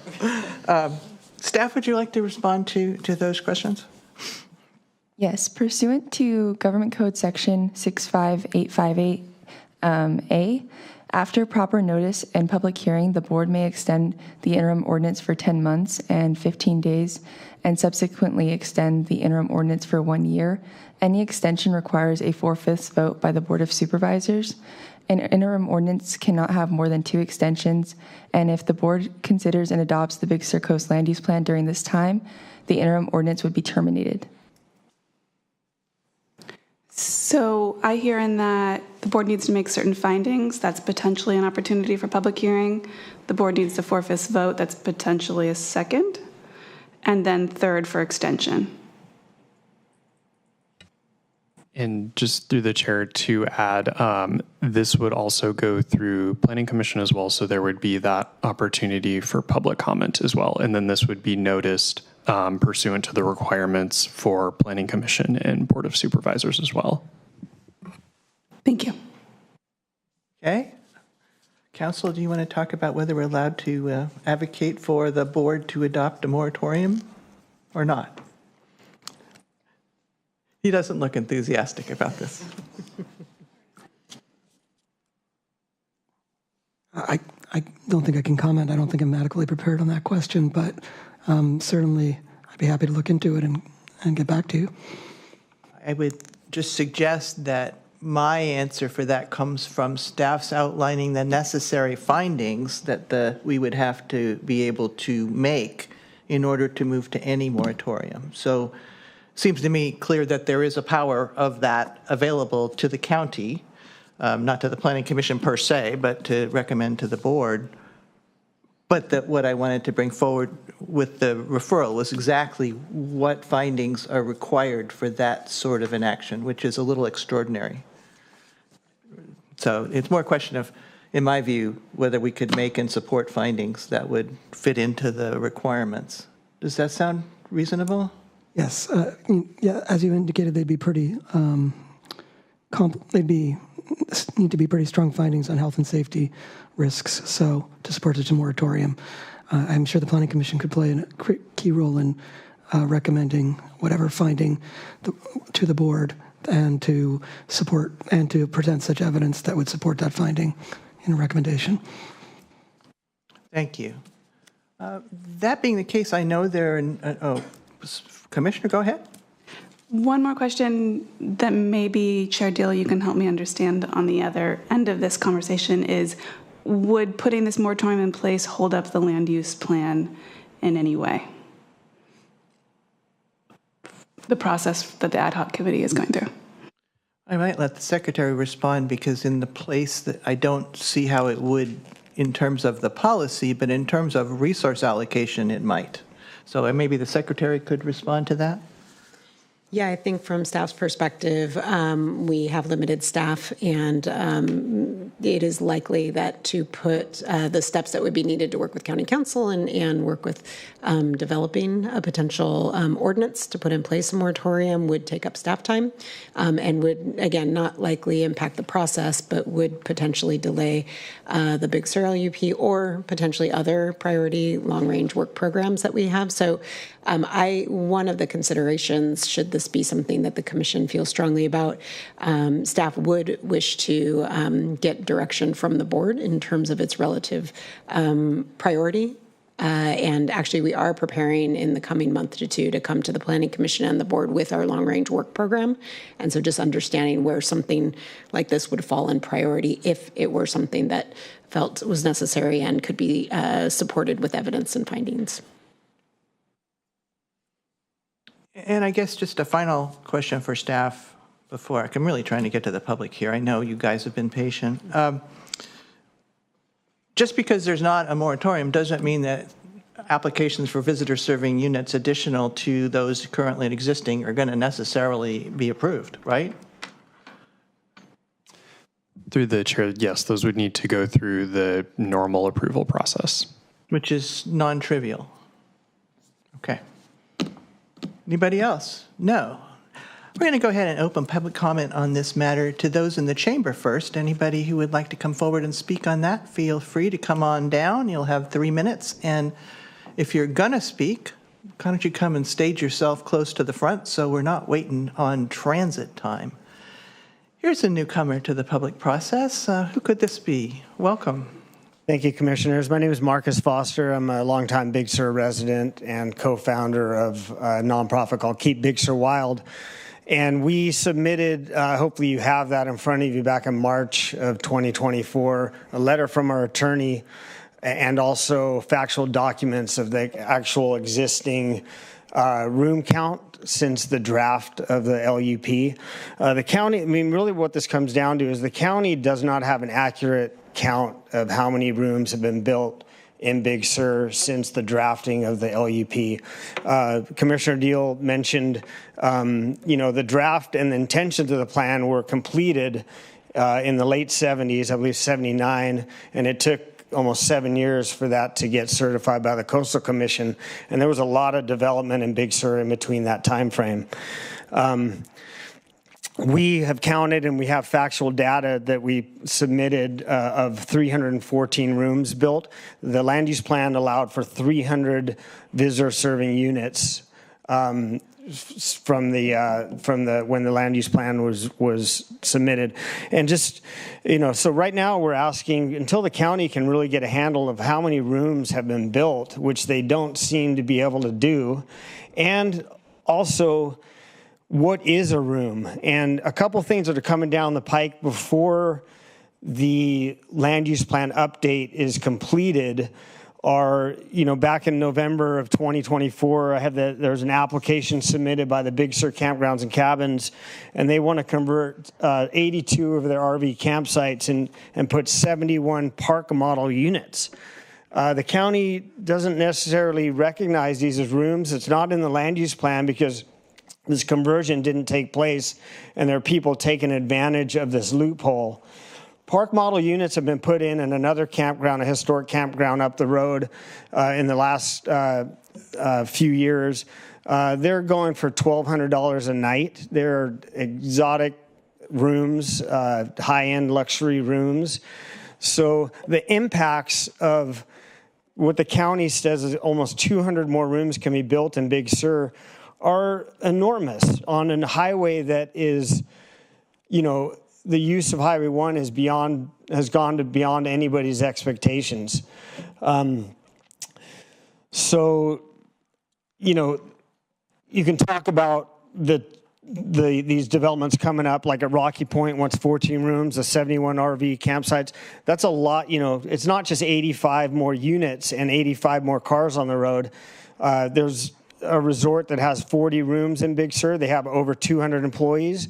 You're potentially looking at, with 85 rooms, potentially 350, 400 employees, 500 more cars on an already over-congested highway. And public safety is the highway. It has, I'm not sure if you've driven down. You need to sum up, Mr. Foster. The highway is extremely busy, and it's become a public safety issue. Thank you. Thank you. Another newcomer to the stage here. Welcome. Thank you, Commissioner Deal. Mike Linder, Big Sur resident and land use consultant that is representing a property owner who wants to develop a hostel in Big Sur. Thank you for the opportunity to speak.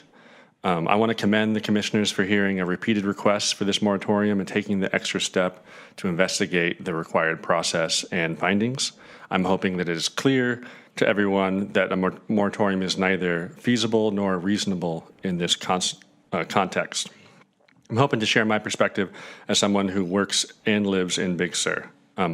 Although I share concerns about traffic on the highway, there is no current and immediate threat to public health, safety, or welfare in Big Sur on the highway. Visitation has actually been down, and it has been down for a couple of years because the highway has been closed to the south, and the Rocky Creek Bridge has also deterred a lot of people from coming down.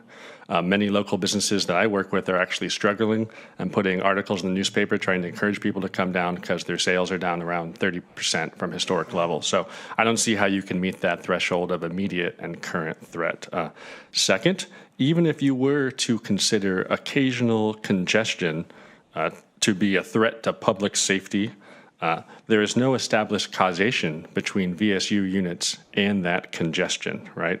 There's an estimated 5 million visitors a year, so it's not clear how one more entitlement for a few rooms could cause a statistically significant change to the overall levels of visitation.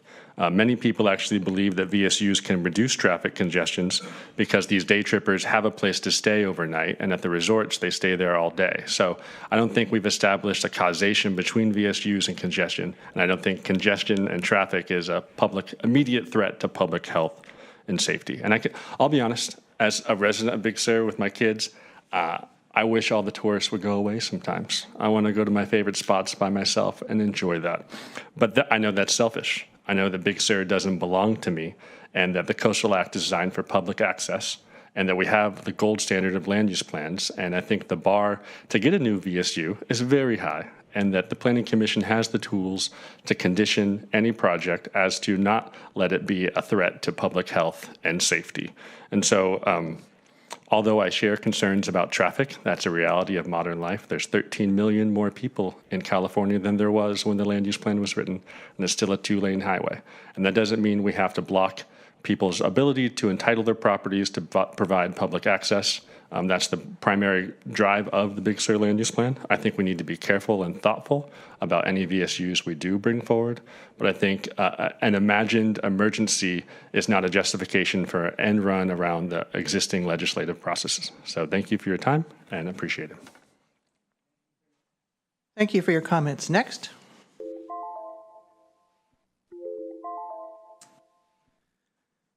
Madam Chair, members of the Commission, my name is Patrick Orozco. I'm a local business owner. I was a permanent resident in Big Sur for about a decade. My kids were born there, married there, so I put in my time, and I'm still not local. The reason I bring that up is, the community of Big Sur is pretty gritty, and it protects itself. The very first thing I encountered when I bought my business is I'm driving behind someone, and I look at their bumper.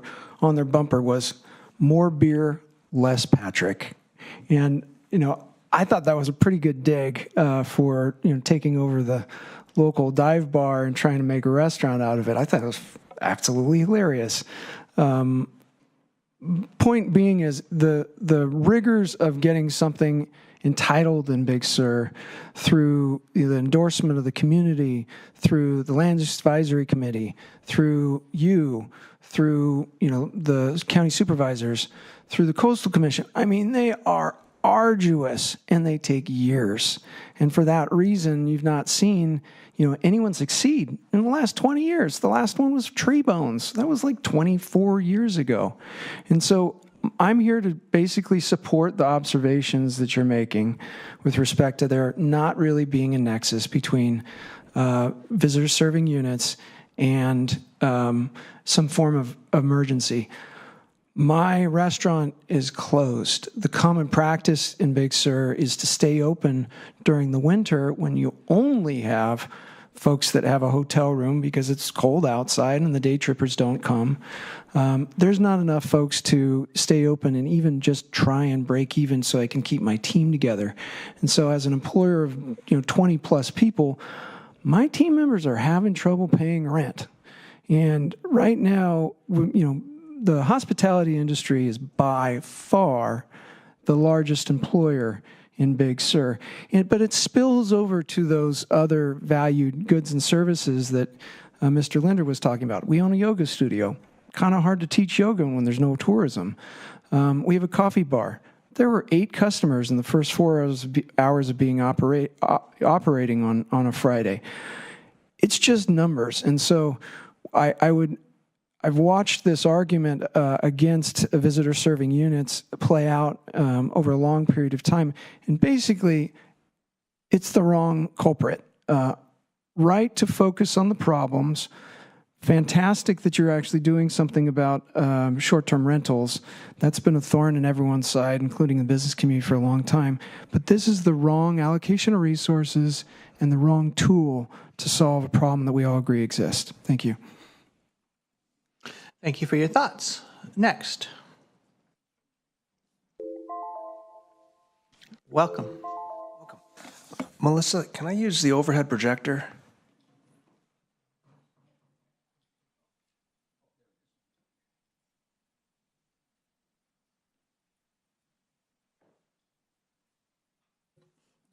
IT staff, could you please share the projector?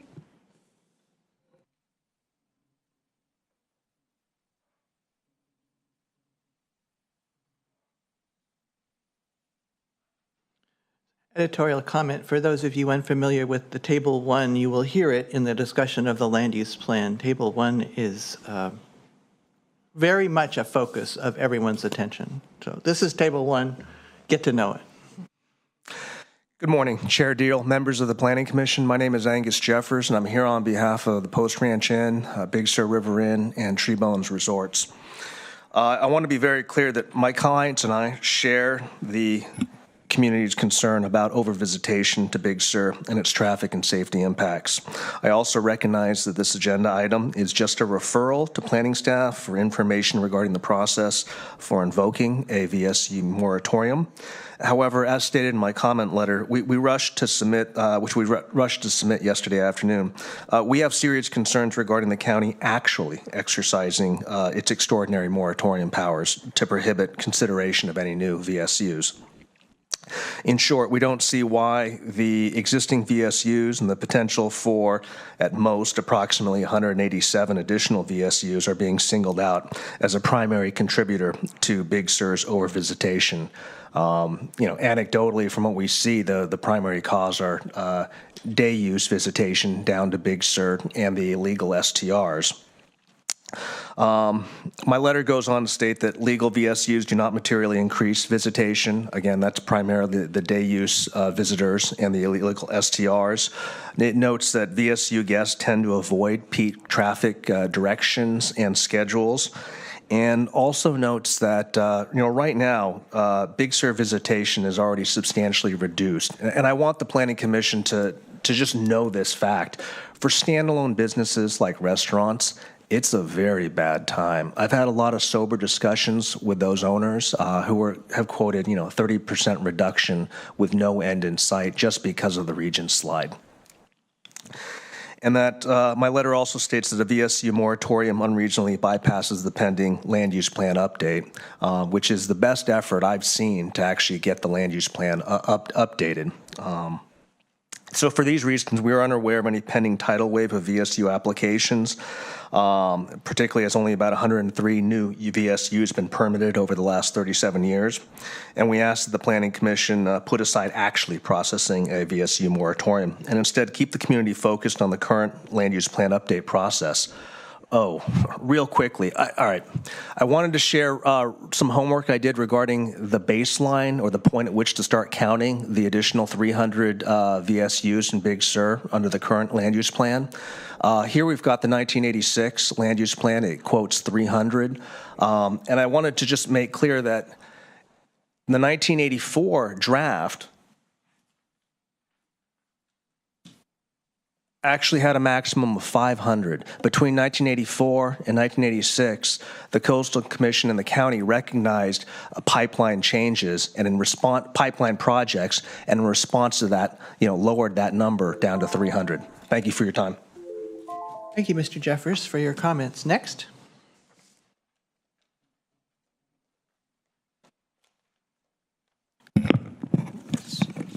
Hi, my name's Janet Hardesty, and I just wanted to thank you all for listening today.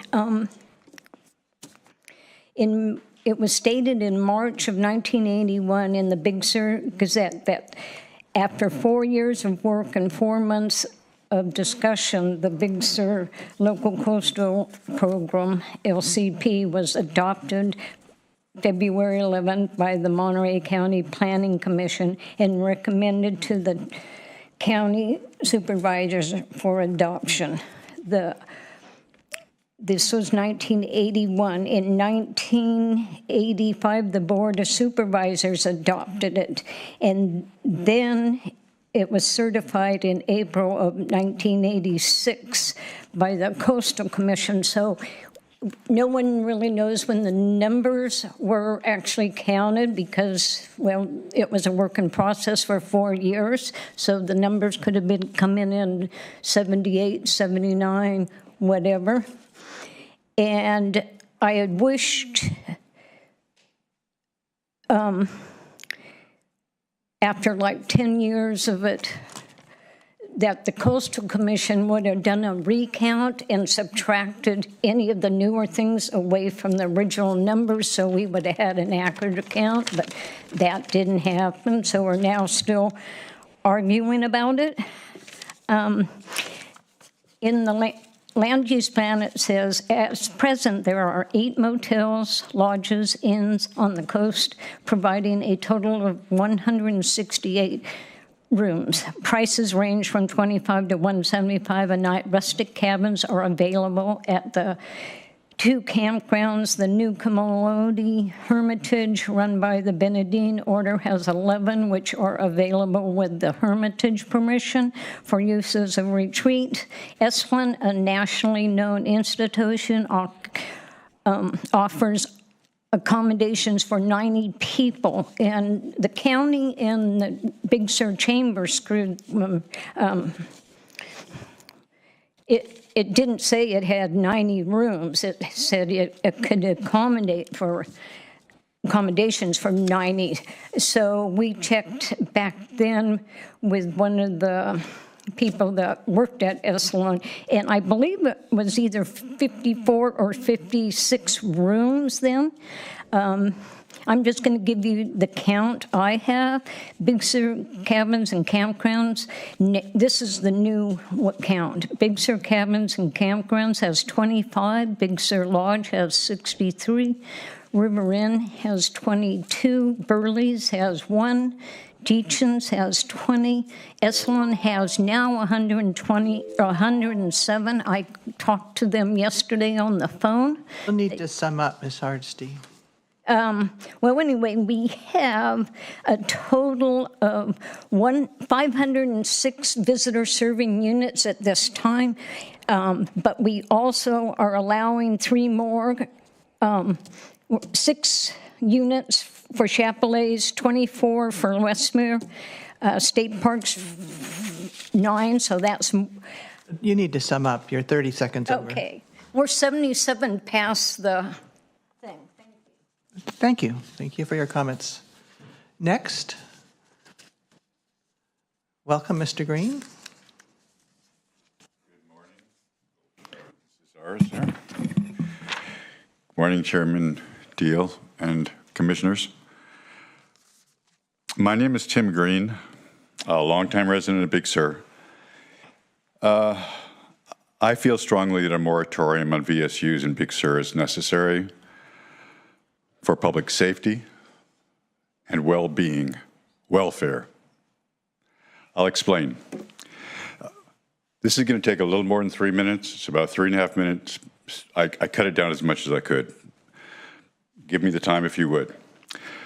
Big Sur was once a remote area with little development. By 1970s, due to the fame of its scenic highway, during busy periods of the year, its 70 miles of winding 2-lane road were already approaching capacity.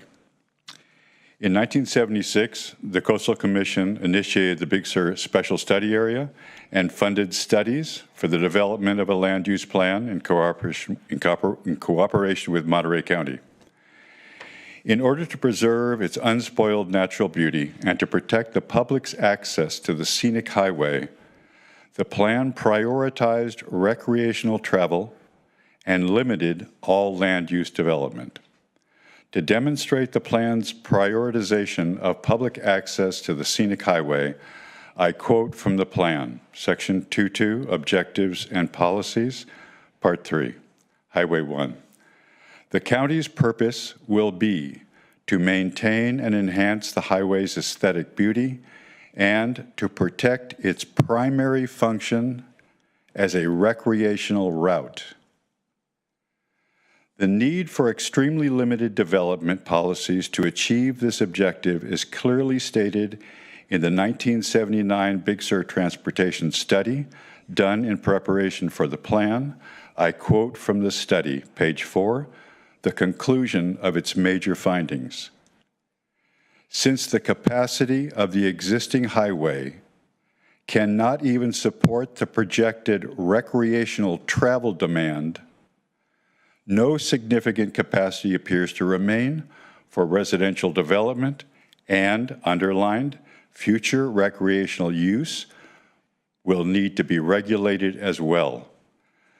The plan addresses these extreme highway constraints by prioritizing recreational travel while minimizing and balancing all land use development on the coast. For example, the plan downzoned residential development by more than 90%, from 10,000 residential parcels to 700. It also placed a cap on hotel rooms, VSUs, of no more than 300 additional rooms could be built. This cap is now in dispute. The county claims that there are an additional 200 VSUs plus or minus to be built. I believe it is well documented that the cap on visitor serving units has already been well exceeded. I refer to the letter and spreadsheets September 26, 2023 to Daniels and Deal, Monterey County Planning Commission. During busy times, Highway 1 is overwhelmed, congested, and chaotic. Its facilities are overcrowded. The plan's intended prioritization of recreational travel over land use development is critically important to the public's safety and welfare. Commercial development should not be allowed to displace recreational travel beyond the limits established by the plan. A moratorium is necessary to resolve the number of VSUs allowed on the Big Sur coast. Thank you. Thank you, Mr. Green. Anyone else in the chambers waiting to speak? I'm not seeing anyone, so I'm going to go ahead and ask the clerk, do we have some people who would like to participate on Zoom? Yes, Christina McGinnis. Thank you. Good morning, Chair Deal and honorable commissioners. Can you hear me? Yes. My name is Christina McGinnis, representing Keep Big Sur Wild, the 501c3 nonprofit dedicated to protecting Big Sur and the Big Sur Land Use Plan. Government code allows a jurisdiction to adopt an interim ordinance, to prohibit a use that may be in conflict with the contemplated general plan that the county is considering. I'd just like to point out that based on input from our attorney, agencies are given wide discretion to determine if there is a current and immediate threat to public health, safety, and welfare. There is no magic threshold or determination that the county needs to reach in order to adopt an interim ordinance. However, it is clear, based on a tragic fatality at Sobranos last year and other choke points on Highway 1, that public safety and welfare are currently threatened by traffic and congestion impacts and the overcrowding of recreational facilities, which would be exacerbated by additional VSUs and the numerous staff support needed to run and maintain them. Currently, the Big Sur Land Use Plan has no cap on rustic campsites. The issue at hand is that the plan process is working through a key issue. How will a rustic campsite and VSU be defined in the updated Big Sur Land Use Plan? Will a glam site that costs upwards of $1,000 a night and collects TOT be considered a VSU, such as tree bones, or a rustic campsite? Will we abandon the historic counts and VSU limits that are contained in the current land use plan? What is considered a rustic campsite is a key issue that must be defined in the LUP update prior to additional developments being proposed and possibly approved that would force this topic to be reconciled prior to the plan update. Historic, rustic, family-owned camping areas have recently been purchased by LLCs with big money looking to develop Big Sur. All of these questions are imminent since the plan update process is grappling with definitions as they pertain to the VSU limits. The letter that was submitted by Mr. Jeffers last night on behalf of Tree Bones, Post Ranch Inn, and River Inn is pretty telling about their intentions. That is why Keep Big Sur Wild strongly supports a moratorium on new VSUs until both the numbers of what VSUs exist are settled on and what would define a new VSU and rustic campsite are addressed. There's great potential for Big Sur to lose the majority of true rustic campsite experiences in Big Sur if a moratorium is not implemented. The rustic campsites that were referenced in the current Big Sur land use plan are the affordable kind, where you pull up to your site with your car or your van, pitch your tent, barbecue, and there's a picnic table and a fire ring. If there is no moratorium on new VSUs until these issues are worked out in the Big Sur land use plan process, then the only sites left that will be rustic are the state parks. This is actually also an environmental justice issue. If only the rich can glamp in Big Sur and more rustic, affordable campsites are developed into high-end resorts, it will exclude an entire segment of the population from experiencing Big Sur as we have all known it. We have the opportunity as a county and community to learn from each other's other areas' mistakes and take a proactive approach to maintaining the rural and magical experience of Big Sur for all to enjoy safely and affordably. Thank you very much for considering the moratorium. We appreciate your time. Thank you for your comments. Madam Clerk? Rick Ellinger. You should be able to unmute. Thank you. Good morning, Commissioners. This is Rick Aldinger. I'd like to start by supporting comments forwarded to you in correspondence by both Colin Tuhig and Angus Jeffers. I agree with those comments. And in listening to comments this morning from various commissioners as well as staff, it seems very unlikely that the situation we're talking about this morning has risen to the level of a health and safety emergency, which is the threshold required to be breached in order to move toward a moratorium. In that respect, also given the fact that we have a land use plan update that is pending, it seems in many ways we're putting the cart before the horse this morning. And I think that there is no basis at this point to pursue any action toward investigating or putting in place a moratorium at this time. Thank you very much. Thank you, Mr. Aldinger. Madam Clerk? We have Matt Glazer. Good morning, Commissioners. Speaking from my role as the Executive Director and General Manager of Deachin's Big Sur Inn, I just want to shed, I'm not staking out a position here, but I do want to bring in some lived reality on the ground in Big Sur, and that is to highlight the impact of the support staff needed for any expansion of commercial use or visitor serving units. Marcus touched on this, and Commissioner Deal, you mentioned this in your comments. Currently, Big Sur is maxed out on workforce housing, and the health and safety concern associated with expansion of business opportunities, including expanded visitor serving units and the necessary support staff, is the expansion and further overcrowding in employee housing units and the associated concerns with that come with the crowding in that area. I'm highlighting something Christine McGinnis said around the environmental justice issue. At Deachin's, we get to run as a nonprofit committed to the preservation of this historic site. And by doing so, we're able to keep our prices affordable while continuing to stay solvent. There's a conservation element to the way that we run our business at Deacons that it should be considered by this commission in the implementation or enforcement of the existing land use plan until such time as a new plan is developed. So I would disagree with kind of what Rick and Mike said, that we need to wait until the new plan is presented before moratorium be considered. I think the role of the Planning Commission in its conservation and upholding of the land use plan is pretty critical in this instant. But I would take the commission to look at Deacons and how we can continue with 20 units since the 70s and continue to improve upon the way we do business and not necessarily expand the nature of business. It's anti-capitalistic, but it is conservation-minded. That concludes my comments, but I would also be happy to participate in any further research as an innkeeper in the Big Sur area. Thank you. Thank you, Mr. Glazer. Madam Clerk? We have no additional hands up on Zoom and no emails.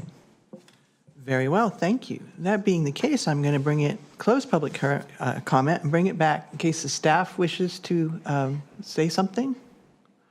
Oh, apparently the clerk is signaling to me that we have another person who would like to speak. I'm going to reopen the public comment for that individual. Madam Clerk? Call-in user 2, you should be able to unmute and you'll have 3 minutes. Yes, hello, can you hear me? Yes, we can hear you. Hello? Oh, wonderful, thank you. My name is Jeannie Ford, and I want to thank Commissioner Deal and the Commission for your ongoing hard work and labors of love protecting and taking care of Monterey County. I am very concerned about the conversation on the table today about the increased visitor serving units, only because it does have a big impact based on estimates of approximately 5 people at least, employees, maintenance people, landscapers, and all kinds of other job descriptions that are required for just one VSU. The county's looking at the possibility of 187 more. That's over 900 increased employees. Honestly, even one VSU with 5 or more employees creates a situation where public welfare is affected and safety. And I think you're all very aware of the extreme lack of housing in Big Sur. 5 more employees with 1 VSU is a welfare issue. There are people who've been advertising in the local paper for years looking for housing, people who are known in the community. Also, my elderly father a couple of years ago had to go to a medical appointment in Carmel and was stopped repeatedly, 10 minutes at Bixby, waiting for cars to park and back out and stop and look at the view. And then the same thing happened at Garapatas, not that long of a wait, but this is a safety issue on levels of not only highway safety, but community members or visitors who need to get to town. They can't. Every car, every visitor is a visitor, and I don't know how we figure whether it's a safety issue. Like, is that a percentage? So if it's only 1% increased, is that not a safety issue?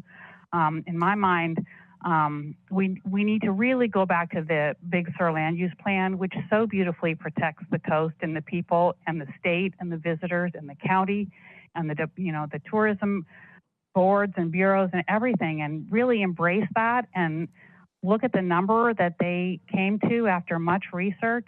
And we need to honor that. And I don't really even understand how the county can keep allowing more visitor service VSUs, given that it appears we've already exceeded the number allowed. So that is also a welfare issue. If there's no law in a community, no regulatory oversight that's following the law, then that is a welfare issue in my mind, because it supports lawlessness, really. And I see that could be happening through, defining different what is a rustic campground? It's not a luxury room. So that's a welfare issue too. So anyway, thank you for the opportunity to speak, and I greatly appreciate the attention on this matter, and I greatly appreciate all the things that everybody who spoke today said. I think we all have the bigger picture in mind of protecting this beautiful place, and all voices and opinions are very important. So thank you again. Thank you, Ms. Ford. All right, Madam Clerk, are we still good? We are still good. Okay, no more public comment on remotely, nobody else in the chambers. I'm going to close public comment again and return to the staff for any comments they'd like to make based on what we've heard today in public comment. Through the chair, staff does not have any additional comments. Okay. I think I may start a little bit because of my peculiar involvement in this with just a couple of things. One of them is real specific, which is that I think Mr. Foster brought forward the discussion of park model units. I would just like to clarify that the state parks put in some park model units fairly recently. Those were counted as visitor serving units, and so the precedent for the treatment of such units as visitor serving units versus other categories is in place, and the county can refer to that. I would like to also comment that the road has been closed longer than usual, and road closure it's a big deal for us. I don't know how to say it any differently, but that the situations that we're experiencing today are not those that the land use plan considered to be normal. So what we're seeing with the fact that people cannot drive all the way through really isn't a picture of how the land use plan envisioned Big Sur to serve the public. And so it is different. It is a response there in the immediate. We hope it won't go on forever, but just keep in mind that what we're looking at on the ground right now and what was the status the land use plan was talking about, they're not the same at the moment. And then I want to be also really clear on behalf of the staff is the staff is very clear and has provided transparent and available information about how the county has come up to exists. It differs from the very clear counts provided by both Keep Big Sur Wild and the Chamber of Commerce.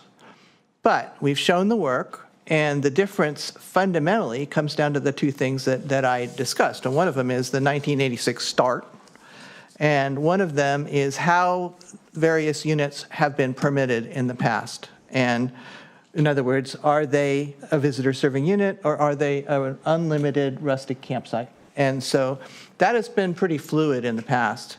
I think that the prime example of that is Tree Bones was permitted as rustic campsites when in fact the units do have more than a picnic table and a fire ring. They have significant infrastructure in place. And I think looking at it now, 20 some odd years later, we might look at those differently. So back to the question of the moratorium, for me, it's a question of urgency because we've been fighting really hard to keep the staff time that we have for the Big Sur land use update. Giving any of that up is a hard sell for me. Because we don't have a moratorium doesn't mean that these proposals in process are not regulated. There are a lot of requirements that any project would have to go through, one of which would be that we could take up the practice and possibly even some kind of interpretation letter that says we're going to look at all these impacts that people have brought forward in each permit process. We're not going to wait till the land use plan. We're still going to look at them. And I think there's a lot of basis for that. And we might also consider asking the director for a letter about definitions, saying that, at least the clear-cut things, saying that these things are now visitor serving units where they weren't in the past and will be considered that going forward. And this is what we're considering a rustic campsite pending further direction. I mean, that can be a letter. A letter then has to come and have a discussion and all that, but it might be a little less work and a little more clarity. Not that we can't with our discretion, do those things in the individual cases now. I think that we can. So I'm just going to start out by saying that from my point of view, well, I do think there's a case to be made that we don't want anything that will intensify the use anywhere right now while we're working. There's a case to be made that right now is not the time to take a moratorium action because of the closure and because we still have these other tools available. And that our data is, it's not that we can't tell you what we think. We know exactly what the county information is and how it came forward, and you can see it yourself. It's just that difference between the baseline and the categorization that's really causing us trouble. So if we can address that, a moratorium specifically on additional visitor serving units in Big Sur doesn't seem pressing to me at this time. But it doesn't mean I wouldn't want to use all the other tools at our disposal to address not increasing the overuse of the highway. However, we possibly can go forward with that in anything that comes before us. So, sorry I generally try not to speak first, but in this one I kind of feel differently. Commissioners. Commissioner Gomez and then Commissioner Roberts. You know, I just wanted to state for the record that I agree with everything you said. I think it is at the present time, I don't think that we have the data to justify a moratorium, but we do have all these other tools that we could use to evaluate each project individually and also consider it. I had one technical question. It's more, is it required for us to take action at the board? I'm assuming that the board could take action without us not doing anything, if they wanted to, right? Madam Secretary? Yeah, this is a matter that, I believe some public comment has been provided to the board as well, similar, and should the board choose to take action, they are free to do so. And in fact, they are the final, or with appealability, but they would be the decision maker on a moratorium. Thank you. And I just want to say that I hope that these discussions will be something that everybody up here will remember when we do have applications. I mean, we not like we have to wait till the land use plan to think about them. Commissioner Roberts. I was only going to add my experience from the past and the comparison. I personally don't think that overnight visitation is the problem. It's the day use visitation. And, you know, having, in my experience in Yosemite National Park, I worked on the Yosemite Valley Plan, and we worked with the Institute of Transportation Studies, and part of the largest data collection study at the time. And it found very overwhelmingly that it's the day use visitors that are the problem, that overnight visitors often stay where they are, they use resources where they are, they hike outside their, you know, wherever they are. And I understand that, you know, Big Sur and Yosemite are very different, other than the fact that Yosemite Valley is 7 miles long by 1 mile wide and suffers from the same problems of in and outs. So for me personally, supporting a moratorium for that reason, it doesn't seem, I 100% agree that there's a problem with traffic and safety, but I don't agree that it's the overnight accommodations causing it. I would echo Commissioner Shaw's that it could be the unpermitted overnight accommodations that add, you know, confusion on the roadways and stuff. But I do think we have a pretty arduous permitting system that can address some of those concerns going forward if anybody were to ever make it this far with a permit. Okay, I appreciate that, and would also say that working on the safety problem is something that we all have to keep on doing regardless of any other action we may take.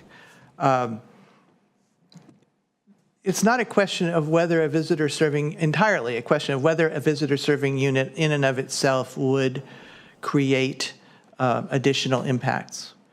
It is more a question of whether they would create impacts beyond what there is now. We are in this unusual situation with the road closure. I mean, I keep saying unusual and hope. And so trying to judge use and traffic right now is a little bit fraught with peril. We do have traffic numbers finally from the north. We don't really have traffic numbers from the south. But we can take all this information that we're receiving from the public in and use that to inform any decision we might make going forward. And I strongly hope that by having these public discussions, we are able to do that in the interim as well as in the plan. And I truly appreciate that people coming forward like Mr. Green, who are involved in the plan to begin with. It's not just a question of whether we think a visitor serving unit is going to cause an impact. It's a question of whether what is being proposed is consistent with the plan. We're trying to keep the plan. We're not trying to change the plan. We're not trying to say visitor serving units are okay even though the plan says there aren't any. We're trying to implement the plan that we have. And this discussion of count is a very important one. We haven't entirely resolved it. That will be reflected in any project coming forward, I am sure.